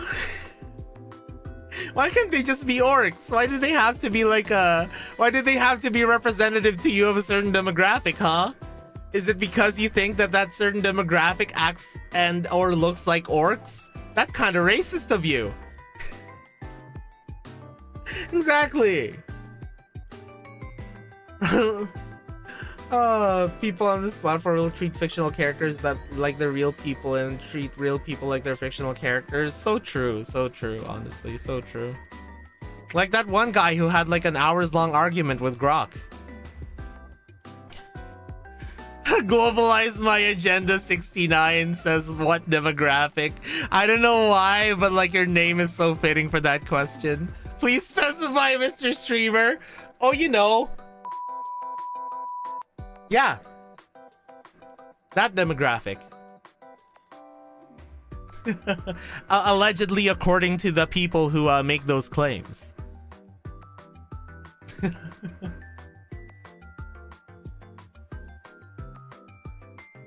Man. Please specify, Mr. Streamer. I'm not getting canceled today. Maybe when I finally get like my my ultimate crash out, I'll start Oh no, it's fine. I think Freerun said it best, they're evil because they tackle humans. Oh wait, hold on. They tackle humans by using their emotion against them, which is really true. Like a lot of people very evil people do end up using your emotions against you in order to try and manipulate you to their will, you know? They use your own morals against you and emotions against you, but without actually believing in them. You know what I mean? Orcs are a thinly veiled portrayal of the male urge to scream, "Wah!" and charge into battle with pointy stick. Like what? Like what? Are you gonna start saying that the goblins and Goblin Slayer are remind you of certain demographics? Like, is that what you're gonna say next? Oh man. Oh brother. Oh brother. They really tried to argue that?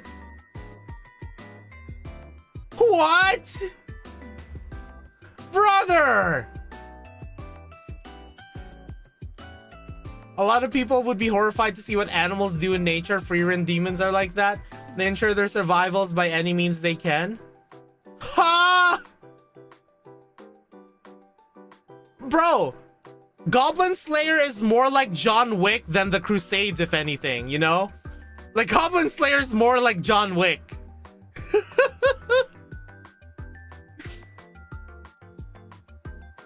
I'm just saying we all have seen the Clash of Clans memes. God. And people are weird. It's kind of like you know how when you explain to vegan activists that like animals in the wild kill other animals in order to eat them too, and how violently some others do it, and somehow and how some animals even like paralyze their prey and keep them like conscious for days in order to make sure their meat is fresh while they peck out bits and pieces of them while they're still alive but just paralyzed. Do I think Goblin Slayer is moral? That's an interesting question, honestly. Let me think about that. Just like how bears will appear nonchalant and uninterested in their prey just before they lunge at their target, demons will use the words to trick their victims before finishing them off. Yeah. In a revenge anime a few seasons ago, MC forgave the Warui boys and tried to fix them like, bro, where's my revenge porn? Just want to get that out. Oh my god. Oh, fuck. What was that one, oh god. What was that one revenge manga where like the hero gets betrayed by the princess because he didn't want to get together with her? And so he like he goes back to the goddess and goes like, yo, send me the fuck back. And he just basically like just torments everyone who has wronged him. And it's incredibly violent.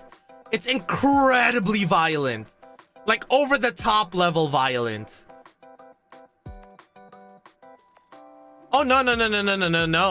Like this is literally like the epitome of revenge porn. Yeah. Raul's the name of the main character. Yeah, Raul's the name of the main character. Like literally he took this one general who's a cannibal and basically made his children eat their mom and like made him eat his children, basically. Like prepared an entire feast for him. And then this one scientist lady that like experimented on his troops. He made it so that he basically like trapped her inside of a room and injected her with every single experimental drug that she made, and was like, "Oh, you're pretty smart. You can find the antidote to you can make the antidote for this, right?" Like that chapter was wild. Yeah, there you go, Kalev. No wonder I can't remember it. The name's so long, but yeah, yeah, that chapter was wild. Goblin Slayer's the PG-13 version of Doom Guy. That's true. Goblin Slayer is very Doom Guy-esque, but instead of demons, it's goblins. Hey, thanks for following Globalize My Agenda 69. Oh my god, let's go. We hit a goal. We're getting closer and closer to 1K, baby. We can actually reach 1K before the end of this year. I thought we wouldn't. Hell yeah.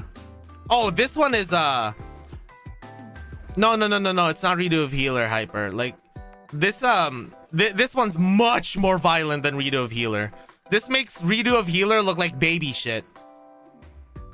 Like okay, so basically in that chapter there was this one scientist lady that injected or like put this experimental serum into his soldiers, and all his soldiers were young, and it turned them into these bloodthirsty monsters where they basically end up like just getting thirstier and thirstier the more they're in that form, and then they end up just tearing each other apart. So sorry, Dojin review. I'll think of what I should do for a 1K follower special actually. But yeah, thirstier as in like, oh my god, water, I need some water, you know? But yeah, so what happened was that in order to get revenge on that scientist lady, he began injecting every single drug that she made into her, like every single experimental drug that she made into her, and basically forcing her to just suffer there and die or like make an antidote, because he's like, oh, you're a smart lady. Exactly, the cure for it was literally just drinking water, but no one would provide it to. Which, by the way, he took revenge on the city that didn't provide water to them as well. But so what happened was that He was like, "Oh, you're a smart lady. I'll just make you. You can make the antidote for this." And in the end, she actually just ended up making an antidote to every single drug that he managed to inject to her. So it's like hours and hours of torture. And then afterwards, he's like, "Well, I didn't say I was gonna let you live." Oh, god damn it! I guess it does sound lewd in that out of context.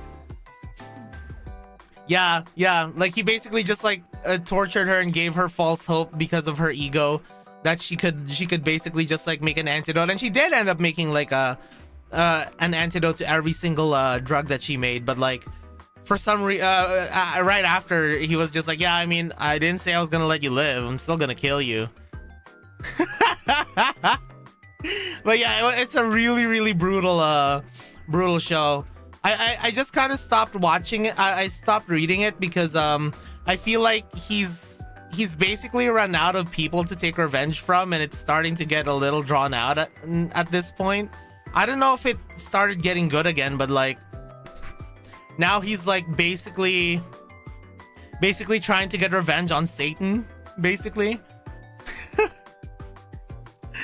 Oh man, the revenge he took on the priest girl though was one of the most satisfying ones. It's crazy. The owners of the mansion were dead from the start, and he used illusion magic to trick the two targets who were still alive. Yeah. Exactly, Roggy. Yeah. Wait, we're way past that? Does it get good again, Caleb? Should I pick it back up? Does it actually get good again? Hey! Oh my god, JJ, thanks for the hydrate.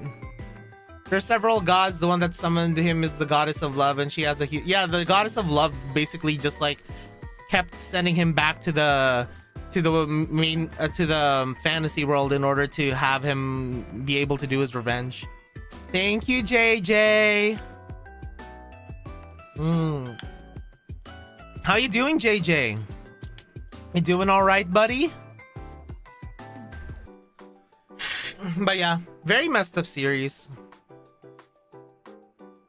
If it got an anime adaptation, uncut by the way, you know, Elfen Lied level, would you watch it? Hell yeah, I would watch it. Because it's basically just, yeah, especially if there's an uncensored version, I would watch it. The goddess that reincarnated him is royal submissive slave because she loves him more than the world. Yeah, the goddess of love, yeah. Yeah, she's like madly in love with him that she would do anything that he says.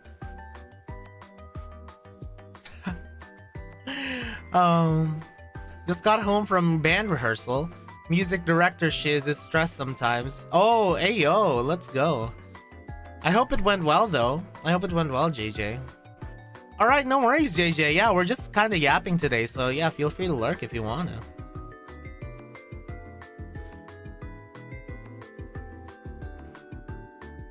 I saw a similar one in Akihabara, but it was a teacher doing it to a class because they were sadistic. Huh. Oh my god, speaking of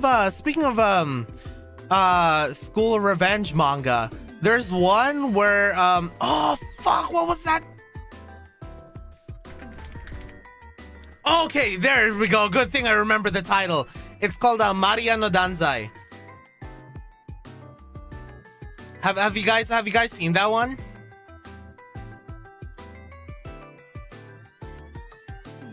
Have you guys seen that? Have you guys read that manga?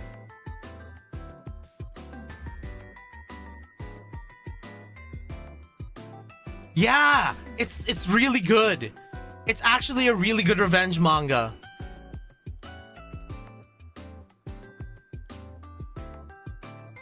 Yeah, basically like a mom's son gets bullied like crazy by this group of students, and eventually it led to her son's death. And because of that, she starts like taking revenge by becoming like the nurse of that school. And it's actually really freaking good. I love it. I think there might be new chapters out that I haven't read yet, but Yeah, it's so peak. It's actually so peak. If you guys want to read like a revenge manga, read that one. It's really good. Yeah, that's basically the premise of it. Successfully fucked around. I'm here to provide the finding out.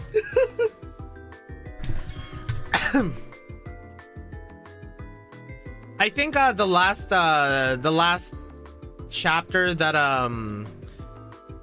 the last chapter that I read was them being in this like vacation island thing. Poison Dragon, the Legend of an Asura was peaked. Too bad it was never finished.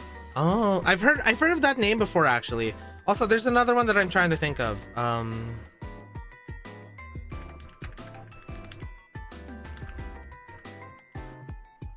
Okay. There's this manga called the English title of it is In August 9th I Will Be Eaten by You. And it kind of like it kind of revolves around this guy that like just attracts a whole bunch of yokai. And yeah, there's the like this one specific yokai that like protects him, and she's like this like wolf yokai. And it's also like incredibly violent, but like that wolf yokai is like incredibly in love with him, but like it always seems like she just wants to like eat him up. It's pretty peak. I kind of love it.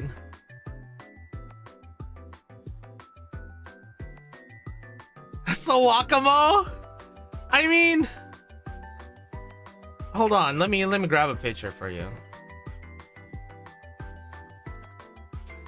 Let me grab a picture for you. I mean, if Wakamo looked like this, then yeah, Wakamo. This is her like monstrous yokai form. Like normally she's actually like pretty cute. Smash. Hold on, let me find like a cover. Yeah, this is one of the covers of it. Oh god. Oh god, why is it so big? But yeah, I highly suggest reading this if you're even mildly interested by that premise. Yeah.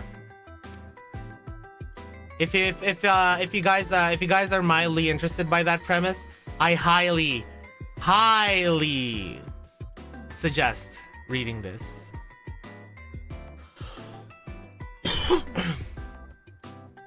I love how revenge in the story just leads to more revenge, and no matter what the hero does, it causes pain to everyone around him. Yeah, I mean, that's kind of like just the nature of revenge in general, right? Like, no matter what, someone is going to get hurt, and you'll end up like, for example, if you kill someone who you're trying to take revenge against, that person might have someone who will be crazy enough to try and take revenge against you. And then the cycle continues. How's the yap going? The yap's going really good. The yap's going really good. We're discussing some very interesting manga right now. Oh, which reminds me though, so visual novels, right? Visual novels. We are so far into Isekai now, but like we go on tangents, right? We go on tangents. Even if the hero doesn't do shit and just tries to stop the villain, he just frames the hero to torture him. Oh my god, really?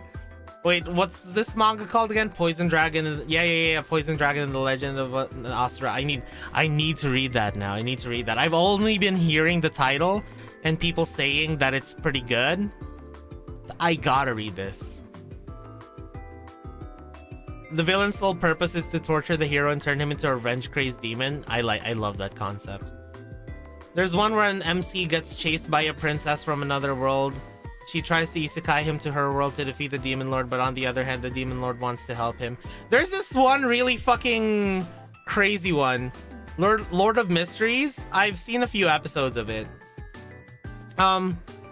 There's this one really crazy one where like his little sister is his little sister's like this complete like fucking crazy ass yandere that like kills all of his friends and just like keeps him tied up inside their house.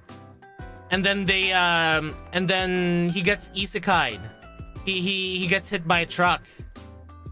And he thinks that he's escaped his sister. But it turns out that his sister is also in that world. Oh my god, the reveal of that sister being in the same world as him was so crazy. Because like he gets reincarnated as a kid, right? So he's like this he's still this small kid.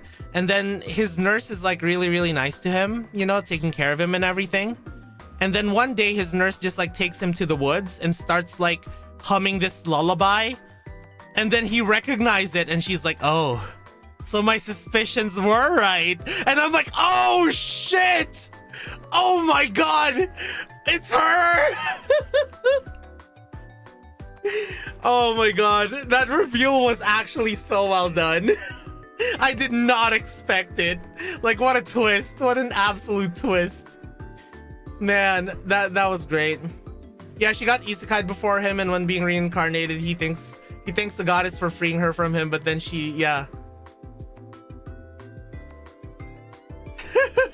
yeah. I mean, the problem is he's like a kid, you know? She probably no. It's just like complete coincidence that she managed to like end up in that world. But thing is, he was isekai'd years before him, so she's like a fully grown like nurse, you know. That's crazy. That's so crazy. But yeah, okay. Speaking of like the monsters. Have you guys do you guys play visual novels as well? You guys play visual novels?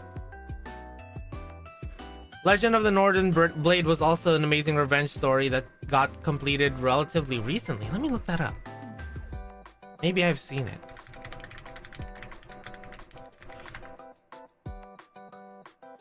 Ooh, this looks pretty cool.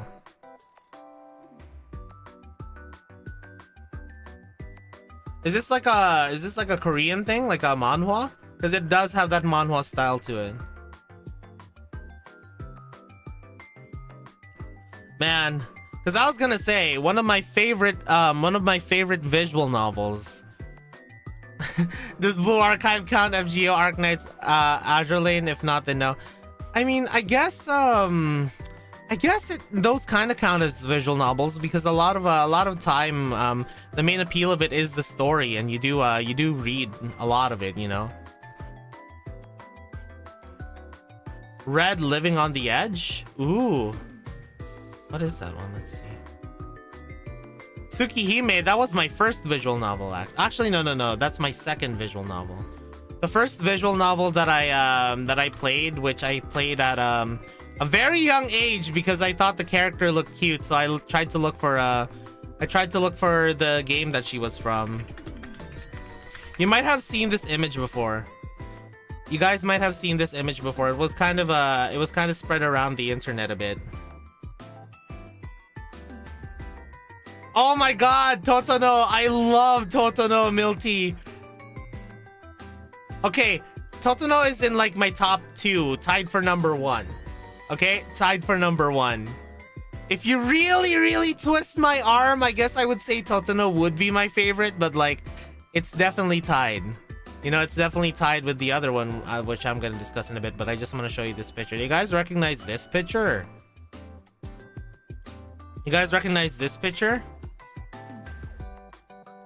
I was like, oh my god, I think I was in middle school at that time. I was like, oh my god, this character looks so cute. I wonder what anime she's from. And then I looked for it, and turns out it was a visual novel. And yeah, I downloaded it, and yeah.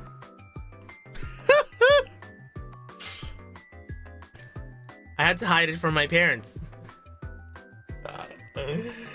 Yeah,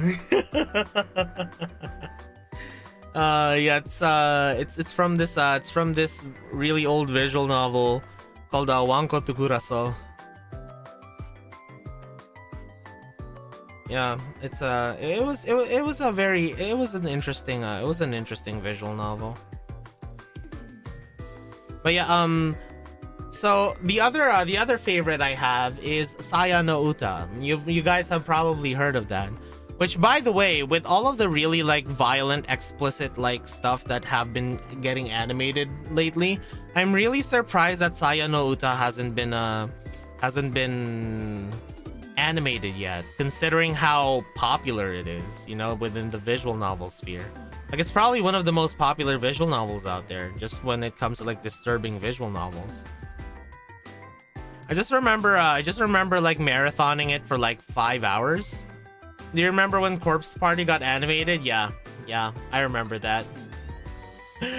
I remember going to a convention and us, me and my friends watching Corpse Party. Man, even RPG Maker games are getting animated now. It's pretty crazy.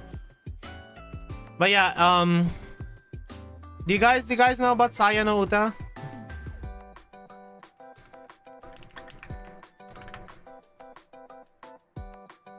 Let me show you guys the cover for it. You might have seen it somewhere.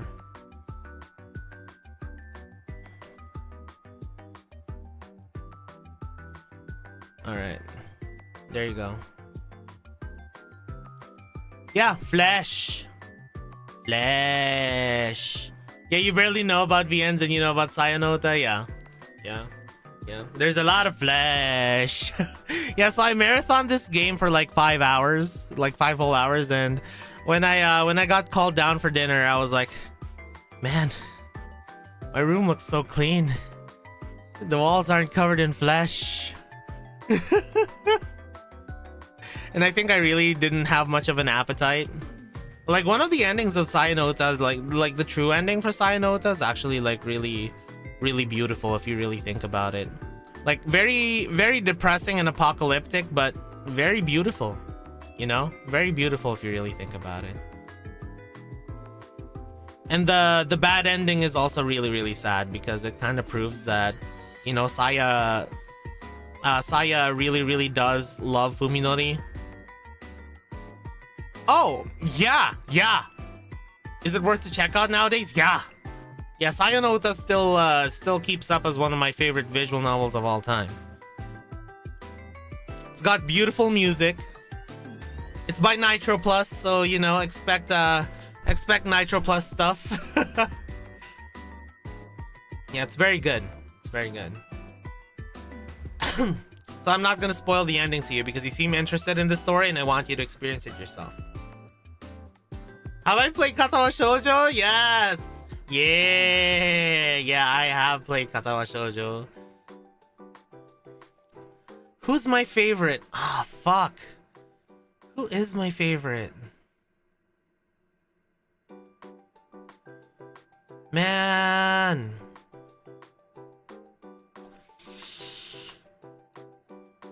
I think the blind girl was my favorite. The blind girl was my favorite. I forgot her name because it's been forever since I played that game.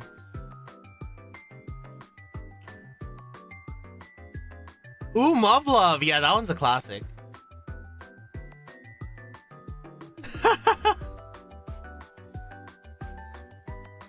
Patricia's Choice. Lily. Yeah, Lily. Yeah.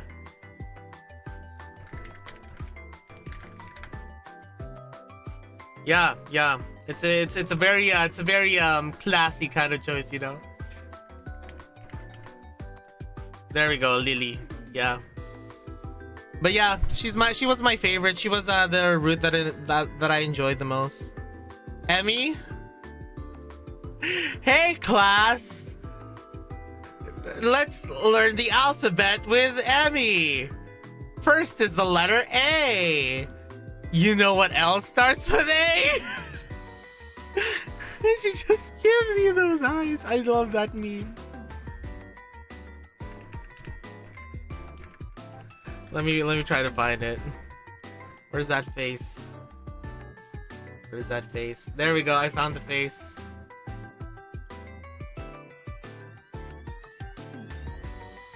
There we go. I found the face, guys. Also, live 2D when I was gonna commission someone to make a live 2D thing for me, but like it didn't really end up happening. But yeah, look. Yeah. You guys remember this face?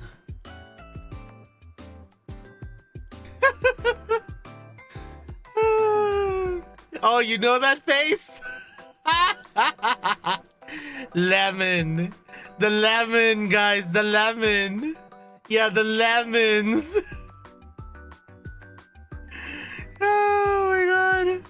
Man. Okay, so yeah, you guys know how like when I was younger I was very, very oblivious to certain things. Guys. Like no matter how oblivious how many visual novels I played, I was still like very, very oblivious to many things. So what was the name of the deaf girl again? Like what was the name of the deaf girl?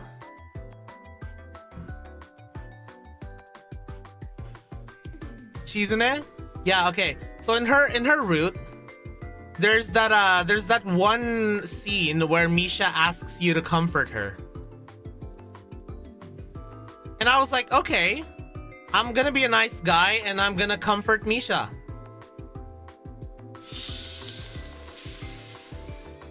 And I was like, wait, what are you doing? No, no! What the fuck? I thought I was just gonna comfort her! And then I got the bad ending. Yeah. Yep.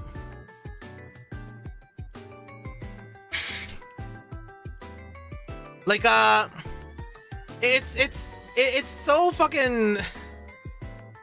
It's so fucking bad because everyone who I talked to who played Katao Shoujo said that, oh my god, you fell for that shit? Like, what do you think she meant by comfort her? And I was like, I thought I was just gonna, like, give her a talk. Thought I was just gonna, like, talk to her, man. You know, like, I thought I was just gonna talk to her, dude. I didn't know that she was asking us to fuck. And so I got the bad ending. And I had to redo the route. Oh my god. It was so bad.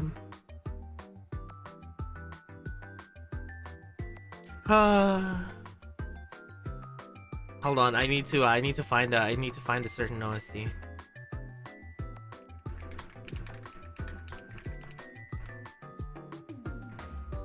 Where is that? There we go. Hold on. Let me just send memories flooding back to you guys.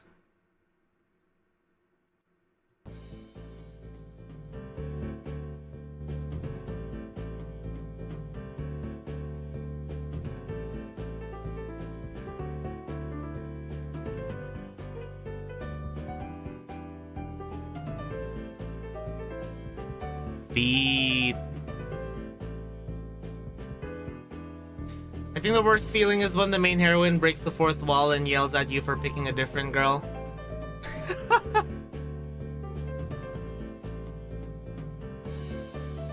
Yeah.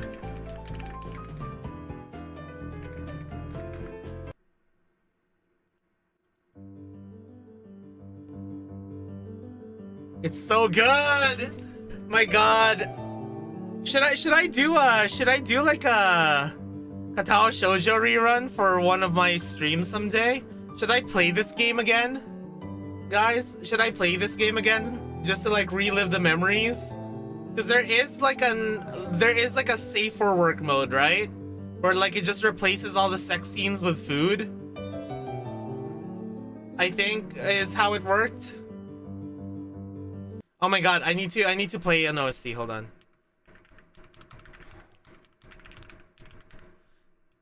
Oh my god, I need to see if you guys know this game. If you guys know this game, you guys are so fucking based and goated. Anyone know this OST? It's also from a rather I guess, I don't know, I don't even know if this game is like considered obscure. You need to download a patch separately for 18 plus stuff? Okay, so then it's stream safe if I just download it directly from Steam. Okay. Anyone know where this is from?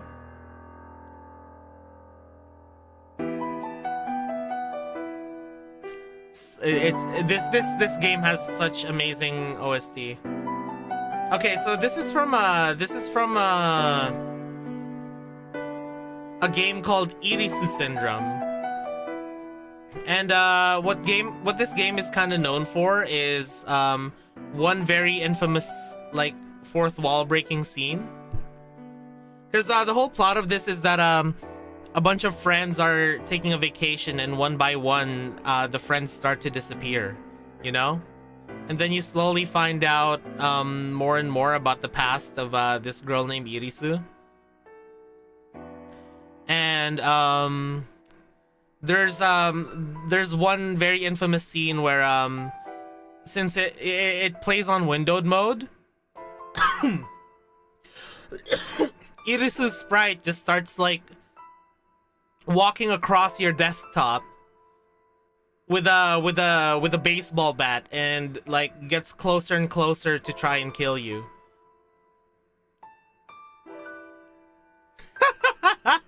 God damn it. I don't think there's an orc friend, but I don't know. Maybe if there was, then perhaps. I don't know. Oh, man. Hold on. Oh my god. Hold on. Let's see. There's... But yeah, let's play some Saya no Uta OST, because we're playing some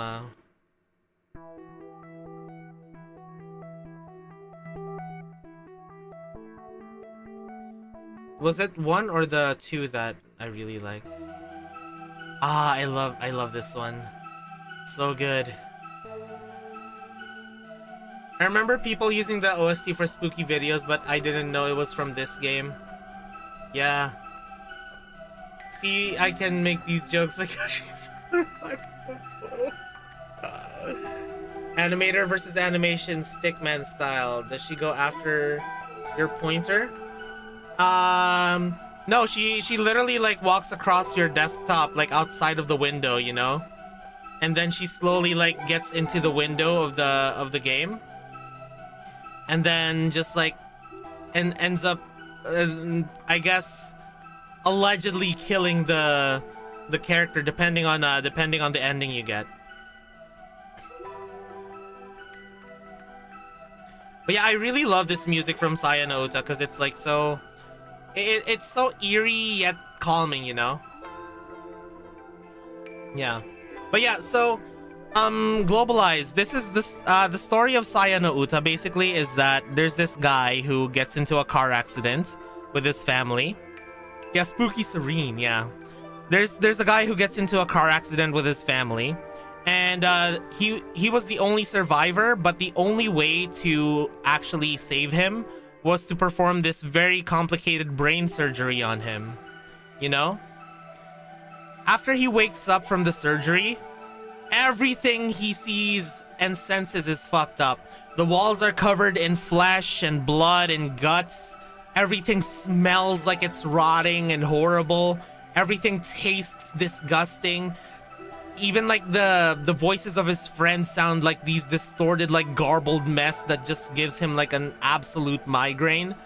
But then when he was just like thinking of giving up, there's this very beautiful girl that walks into his hospital room and seems surprised when he was looking at her, and she's like, "Wait, that's weird. You're not scared of me?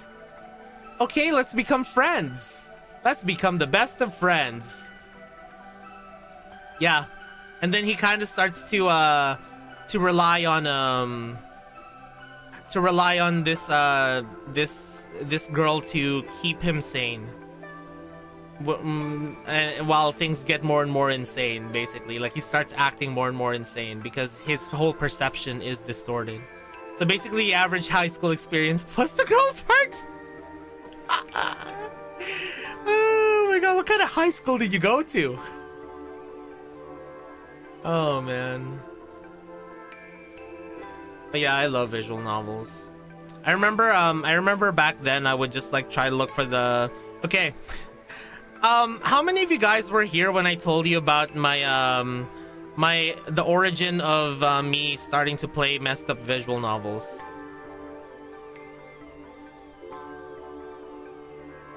Like how many of you were here when I told you guys that story? Because I don't mind telling that story again because it is pretty funny.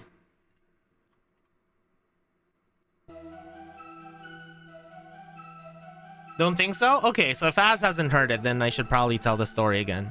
So, I used to have this, I used to take my laptop with me. They once served me a boiled schnitzel in what can only be described as cum sauce. Ew! A boiled schnitzel? Oh my god. Aren't they supposed to be fried? Like, it was a soggy schnitzel? Oh god. Oh, that's disgusting. But yeah, so this is what happened, right? Back then in high school, I would bring my laptop with me and I would play games in the cafeteria during lunch, you know? Because I would usually just like eat my food really fast and then I'd use the rest of my time to play games. So this one senpai of mine, like I think she's like a grade above me. Oh god. But yeah, she's a grade above me. And she saw me playing... God, now I've distorted that that story so much that I forgot if I was playing Saya no Uta or Gore Screaming Show. But it was one of those games and she was like, "Oh my god, you like these kinds of games too? I love visual novels. If you like these kinds of visual novels, meet me again here tomorrow, same time, same place." And I was like, "Okay." So I went back to that same place in the cafeteria and we had lunch together and she gave me a USB with all of her recommendations. I was a changed man after that one. I was a changed boy after that one. Because the stuff she gave me was basically just like all Guro. All just very disturbing stuff. Like, extremely disturbing. I think there was one that was like about this scientist guy who got fired and he takes revenge on his coworker that got him fired by putting this experimental drug in her that basically makes it so that she doesn't die. Yeah. And it had voice acting as well, so I had to play it with like one earbud in because like, yeah, because I was like, I couldn't listen to the voice acting. Like I couldn't handle it. Like I think I actually like threw up twice while playing that. Yes, it has Aryan, and I managed to get, I sparked once, but I managed to get Nagusa and Nia. Nagusa and Nia in one spark. I got 2 Nias as well. But yeah, anyways. I mean, me and her became really good friends after that, though. Until she graduated, then I kind of lost contact with her. But yeah, we shared visual novels with each other, and yeah, we just basically kept talking until she graduated. Yeah, so she was the one who kind of ended up giving me that phase of just like playing very disturbing visual novels. Same here. I don't know why. Like there was one scene there like involving like a brain, and I was like no. I think that was one where I actually like ended up throwing up. And I don't know, man. Even just like yeah, I'm super desensitized to that kind of shit now because of like how much my friends exposed me to that. But like, man, I got super queasy playing that. It was so bad. What was the first anime I watched? Hamtaro. I watched it on the TV because I had the advantage of being born in an Asian country, so we had anime on the TV. Otoko hashiru yo hamtaro.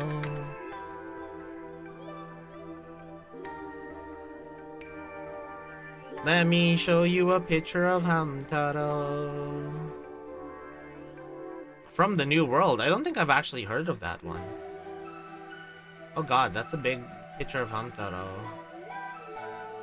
Otoko hashiru yo Hamtaro. Okay, get up here. Get up here, you hamster. You rat. Here, I'll put Hamtaro here. Let's put Hamtaro here. There you go, there's Hamtaro.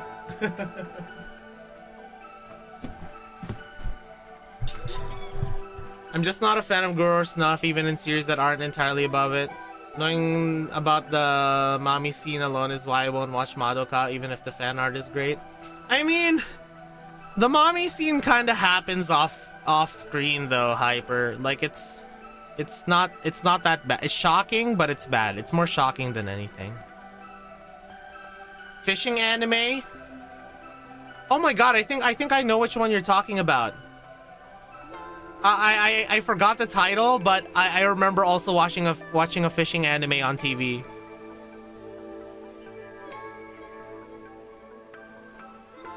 Oh, Shinsekai Ori. Okay, I know which one you're talking about now. Okay, I just know it from the Japanese name. Oh my god. That just sent freaking memories flooding back, man. Yeah, I know what you're talking about now. Yeah, I've seen it. I prefer when the depression is low-key. See Girls Last Tour, true. Yeah, I kind of like when anime does like a lot of environmental storytelling, you know? Like hell, have you guys seen Kemono Friends? Like, yeah, the animation is really scuffed because they had like a really freaking small animation team doing it, but like season 1 was amazing. Like it's there's a reason why it became like the most popular anime of its year in Japan, you know? Like at first I kind of wanted to watch it just for the memes, you know, because I was like, oh my god, look at this scuffed looking anime, but it actually ended up being good and it hooked me like crazy. I'm just not a fan of bad ends in stories in general. I want to see fucked up shit with no light at the end of the tunnel. I have the news. That's so true. That's so true, that's so true. I mean, a little bit of hopelessness as well, like, isn't like too bad for me as long as it's done really well, you know? I got introduced to anime around 2005. I would either watch it online in computer cafes or watch them on TV. Yeah, I mean, I watched them on TV at first, but then once I got my computer, yeah, I totally watched it there, mainly. Didn't grow up in an Asian country, but for some reason they actually like to play a lot of anime on TV. Yeah, I mean, even in the West, right? Like, they have stuff like Toonami, you know? There's actually, oh, man. There's this one anime that really made me want to go into voice acting. I forgot the name of that anime, but like, the whole premise of it is that this guy gets stood up when he was waiting for his date in the movies, you know? Like in the movies, like he was waiting for his date. But he gets stood up. And then he sees this one girl that's like, "Oh, you're just gonna throw away that ticket? Here, I'll go with you to the movies." And then he sees her basically like notices her dubbing over the movie, basically like just kind of like mumbling to herself, like making voices for the movie. And then afterwards they kind of introduce themselves to each other, and then her house burns down. So because her house burns down, she stays with him. Yeah, okay, yeah. That's the name of it, Caleb. Yes, that's the name of it. When you realize that Kimono Friends is about a magical force bringing the dead bodies of animals from an abandoned island spanning zoo And Bag-chan is the reanimated entity of a dead zookeeper. It's so true. Yeah, Kimono Friends has a lot of deep lore that's actually like kind of disturbing sometimes. Like it's got some really deep lore. My first anime was randomly watching an episode of Hikaishi on Adult Swim and getting hooked. Not sure if anyone remembers that one. I'm probably aging myself here. I don't think I've watched that one actually. I was relating to that guy until a girl talked to him first. Meanwhile, me, Grey Wolf. Ooh. Yeah, Grey Wolf has such a cool design. Grey Wolf is a really popular character. I really like Alpaca. Alpaca's my favorite character in Kimono Friends, and Tsuchinoko. Alpaca, Toki, and Tsuchinoko are my 3 favorites. They're my top 3. Anyone remember Future Diary? Hell yeah! I actually sing the songs from Future Diary quite a bit when I do my karaoke nights because I was part of an agency back then that was basically a battle royale. The internet ensures no one forgets Mirai Nikki. Yeah, it always comes back, man. It always comes back. But I think the very first like disturbing anime I actually watched was like was actually Elfen Lied. Like Elfen Lied was my very first disturbing anime that I watched. But I think I actually ended up watching playing a disturbing visual novel before watching a disturbing anime. You know what would be a good spooky stream? Yume Nikki. But the thing is, Hyper, I've already played Yume Nikki. I've played Yume Nikki, I've played Dot Flow. Yeah, I've only really played those 2 actually.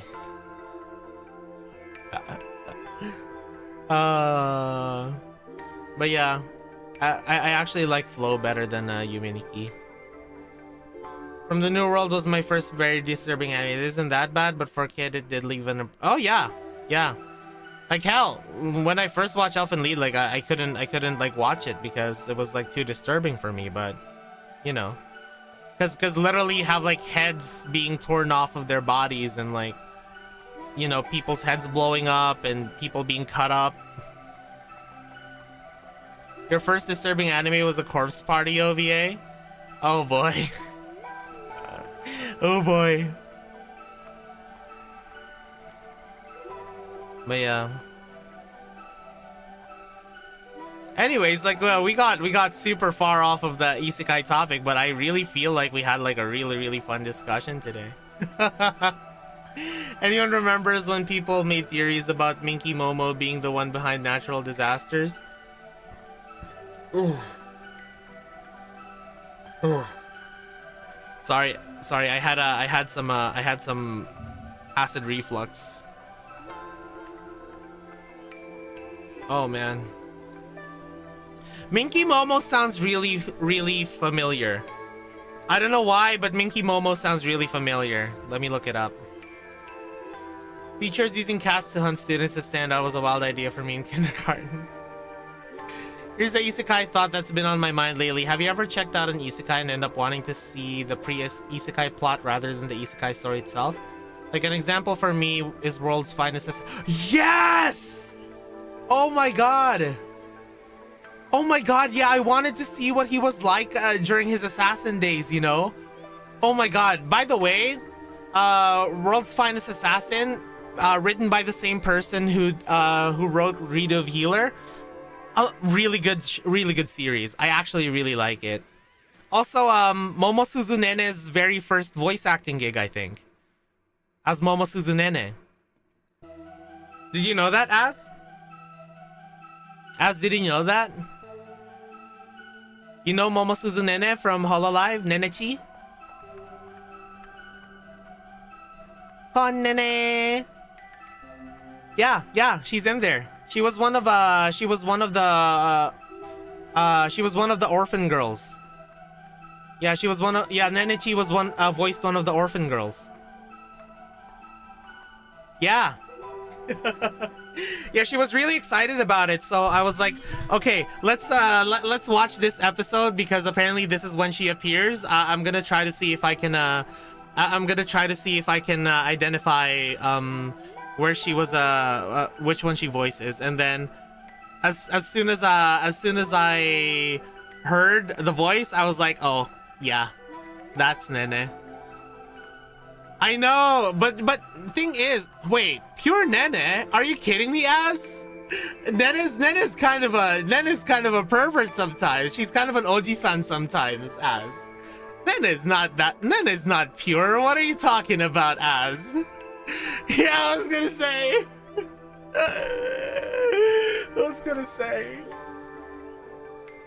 Fubuki, Noella, and Polka did VA work as bosses in Little Witch Nobita. Oh my god, hold on. Speaking of Little Witch Nobita, the guy who argued with Grok for hours wasn't like the original post he crashed out on, like a post from the Little Witch Nobita official Twitter account.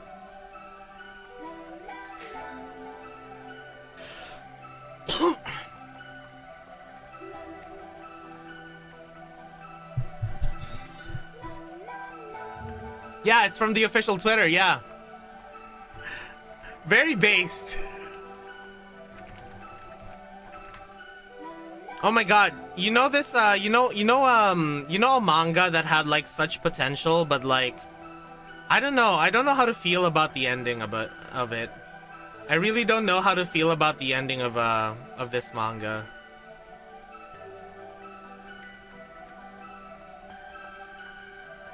Where did I get that? Where did I get what?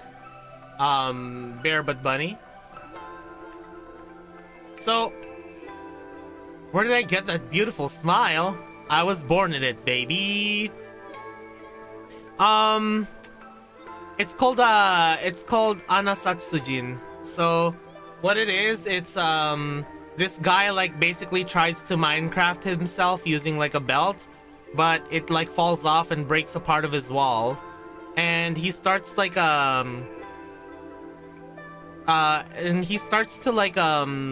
peep at his neighbor's hole, like his neighbor's room, and then realizes that she's a serial killer.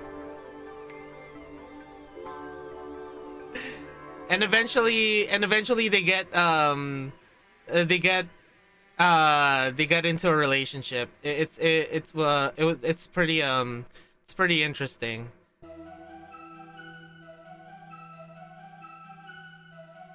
I hate the Isekai managed where the MC's power is modded Minecraft. Isekai manga. Wait, really? Modded Minecraft? Like how? I don't know how to feel about the ending of Vinland Saga. It was expected, but I kind of wanted something more. I actually haven't finished Vinland Saga yet. Yeah. Yeah.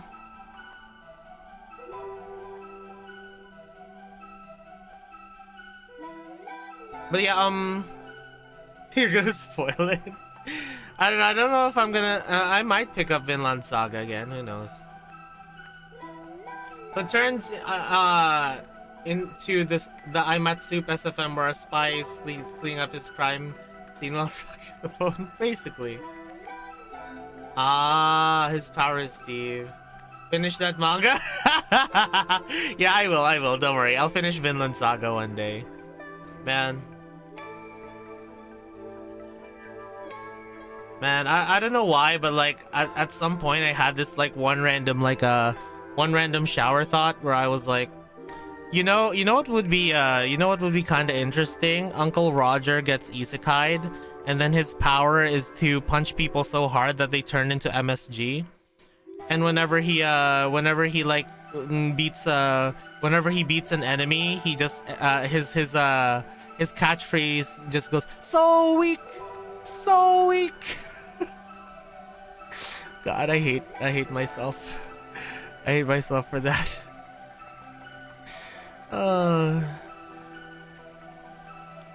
It's basically Dio punching them so hard they turn into MSG. Kinjaku! Yeah. That's true. Wait, does this mean that Uncle Roger is actually Dio? That's crazy! Uncle Ruckus gets isekai and basically becomes Goblin Slayer! No! No! Oh no! Oh, that's crazy. Jesus. Man. You know what would be really cool though? So, imagine like imagine you get that like freaking Todoroki style, oh, you can control fire and ice. I won't use that to become a badass. I'll use that to be like, especially if I'm in like a really old fantasy setting, I'll use that to like open the best fucking ramen cart in the world. Because with ice, I'll have refrigeration. So none of my meat's gonna spoil quickly. And with fire, I can start fires wherever I want. You know? I'm basically set to fucking make a restaurant in an ancient time period. Cause like they're gonna be like, oh my god, how do you get such fresh meat? And I'll be like, oh, it's a secret. You guys haven't found out about refrigeration. Oh man, that would be pretty cool though. And you'll just be like a secret badass because you can like have, yeah. Ice used to be mined. It was actually the biggest American export at one point. Oh, from like glaciers and whatnot? Like from glaciers? Yeah, but I'm talking about Hyper. I'm talking about like really, really olden times, you know, like in fantasy and whatnot. Like there's a reason why a lot of the meat preservation methods were like drying, smoking. Yeah, I'm not gonna sell it. What do you mean? Then I won't have the means of I won't have a monopoly over it. I just want it to be my own, you know. I don't want them to have the secret, you know. I will control the world through delicious food. I remember there was a... I'll tell the village you're a witch. I mean, technically, you know, I am gonna be a mage in that case. So technically, you're not lying. I remember there was a manhwa about an MC and he has a yandere named Sakura. She has the ability to switch bodies and he has the ability to see people's emotion meter. He gets into a detective-like fight with a celebrity. Okay. Gonna be a Transylvania situation. Oh my god. You're gonna be like a Wallachia situation where you just like put me on a pike and burn me? Joke's on you, I can control fire! As soon as you try to stick that spike up my ass, I'm gonna burn it. Oh, man. But yeah. Speaking of historical settings, I wish there were more historical anime. For the most part, it's either Sengoku era stuff or Donghua, but I'd like to see more Western set historical anime like Vinland Saga, Arslan Senki, Shogoku no Altair, and the like. Yeah, that would be pretty fun. But thing is, right, as like, I bet you a lot of it is Sengoku Jidai because, like, you know, the Japanese lived through Sengoku Jidai and they're taught Japanese history. So, you know. But what but we will just tie you up and throw you into a lake. I'll freeze the lake so that I won't sink. But yeah, from what I heard though, it's kind of like the inverse situation of it's like the inverse situation in Japan, where you know how like over here in the West we're like super a lot of people who are into anime are like super obsessed with, like, you know, samurai, ninja, and like, you know, just like Japanese Eastern stuff, you know.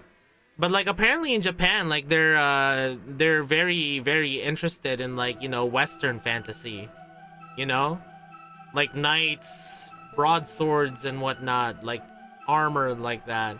At least that's what I heard from one of my friends who went on an exchange trip from Japan when I used to be in the Japanese association in my university. Like, he was telling me about that. That would be interesting. That would be interesting, Jenda.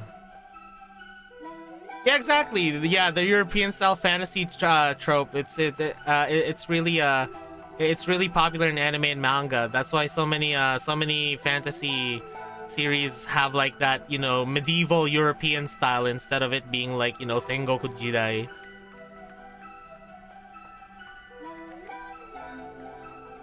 Yeah. Hello, BB. How you doing? Knights and dragons are to Japan what samurai and yokai are to the West. Yeah, exactly. I mean, look at the most popular. You are great, BB. You are great. Yeah, like that's why a lot of the most popular franchises in fantasy franchises in Japan are like, you know, Dragon Quest, Final Fantasy, you know, stuff like that. Aw, thank you, BB. Hell, I mean, look at the Souls games, right? Look at Berserk. Like one of the best fucking fantasy manga out there.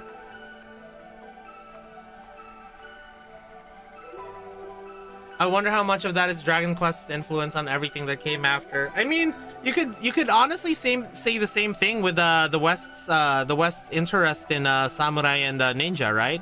Like how much of that is the influence of like video games that involve them, or like shows that involve them. One Piece, yeah. Speaking of words that begin with Frank, did you see that the French crown? What? There was a heist at the Louvre? That's crazy. Man, people have just been like disrespecting so much like art and, you know, art and history and whatnot. Like, did you see those guys who threw red paint on that one painting? And then they couldn't really like restore it to 100%. They dropped and damaged the crown of Napoleon's wife. Yeah. Like, I don't know, like, I know the argument from some people is that, oh, that history is what do you call it? Exactly, they missed Columbus with the paint. Like they'll be like, oh, that art represents history that was like an ugly part of human history. But the thing is, right? Like, shouldn't we preserve that art and preserve that history anyways? Because if you think that it is so bad, then shouldn't it be remembered instead of trying to erase it, so that you know, you can convince people to not make the same mistake as what you see as so bad, you know? You know what I mean, guys? Because I feel like it's a lot better to have it remain there in order to remind people instead of trying to erase it. Yeah, learn from history and don't erase it. But yeah, and then we just end up using it to like make sure we don't make the same mistakes in the future. I honestly feel like that's the right way to go about doing things.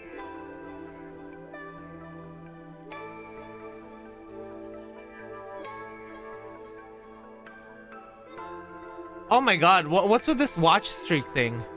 It turns out you earned a watch streak, Bibby. I didn't know that was a thing. You mean I'm not supposed to be rushing the midterm for the 15th time?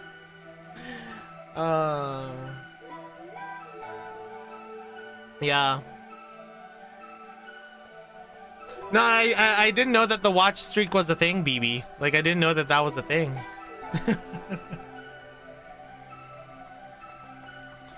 But yeah.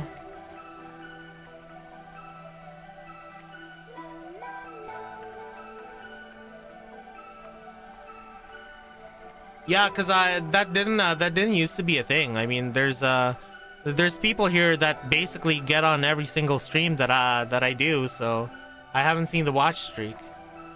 Oh, okay. So it's kind of like a feature they're slowly rolling out then. Yeah. Oh. Anyways, so I think this is a good time to wrap up the stream. So did you guys enjoy today's discussion? Guys, did you guys enjoy today's yap? I hope you guys enjoyed today's yap. I'm sorry, VB. Good talk. Yeah, I hope you. By the way, guys, we're gonna be doing this every Wednesday, 3 p.m. EST.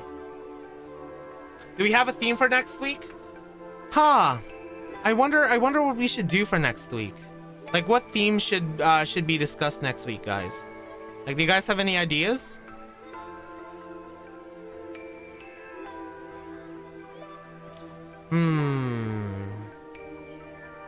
Food? Maybe something spooky themed?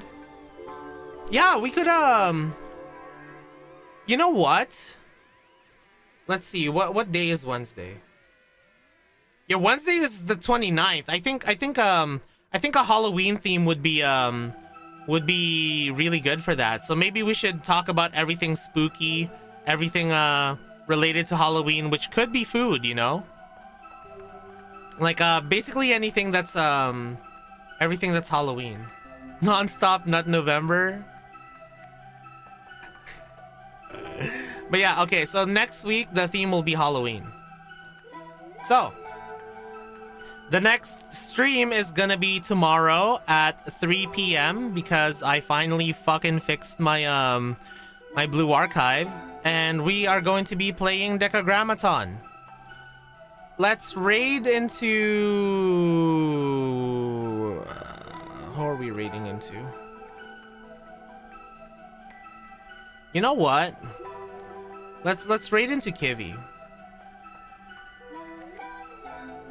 No, I just know it now is non-stop not November because I watch a lot of Risu. I'm sorry.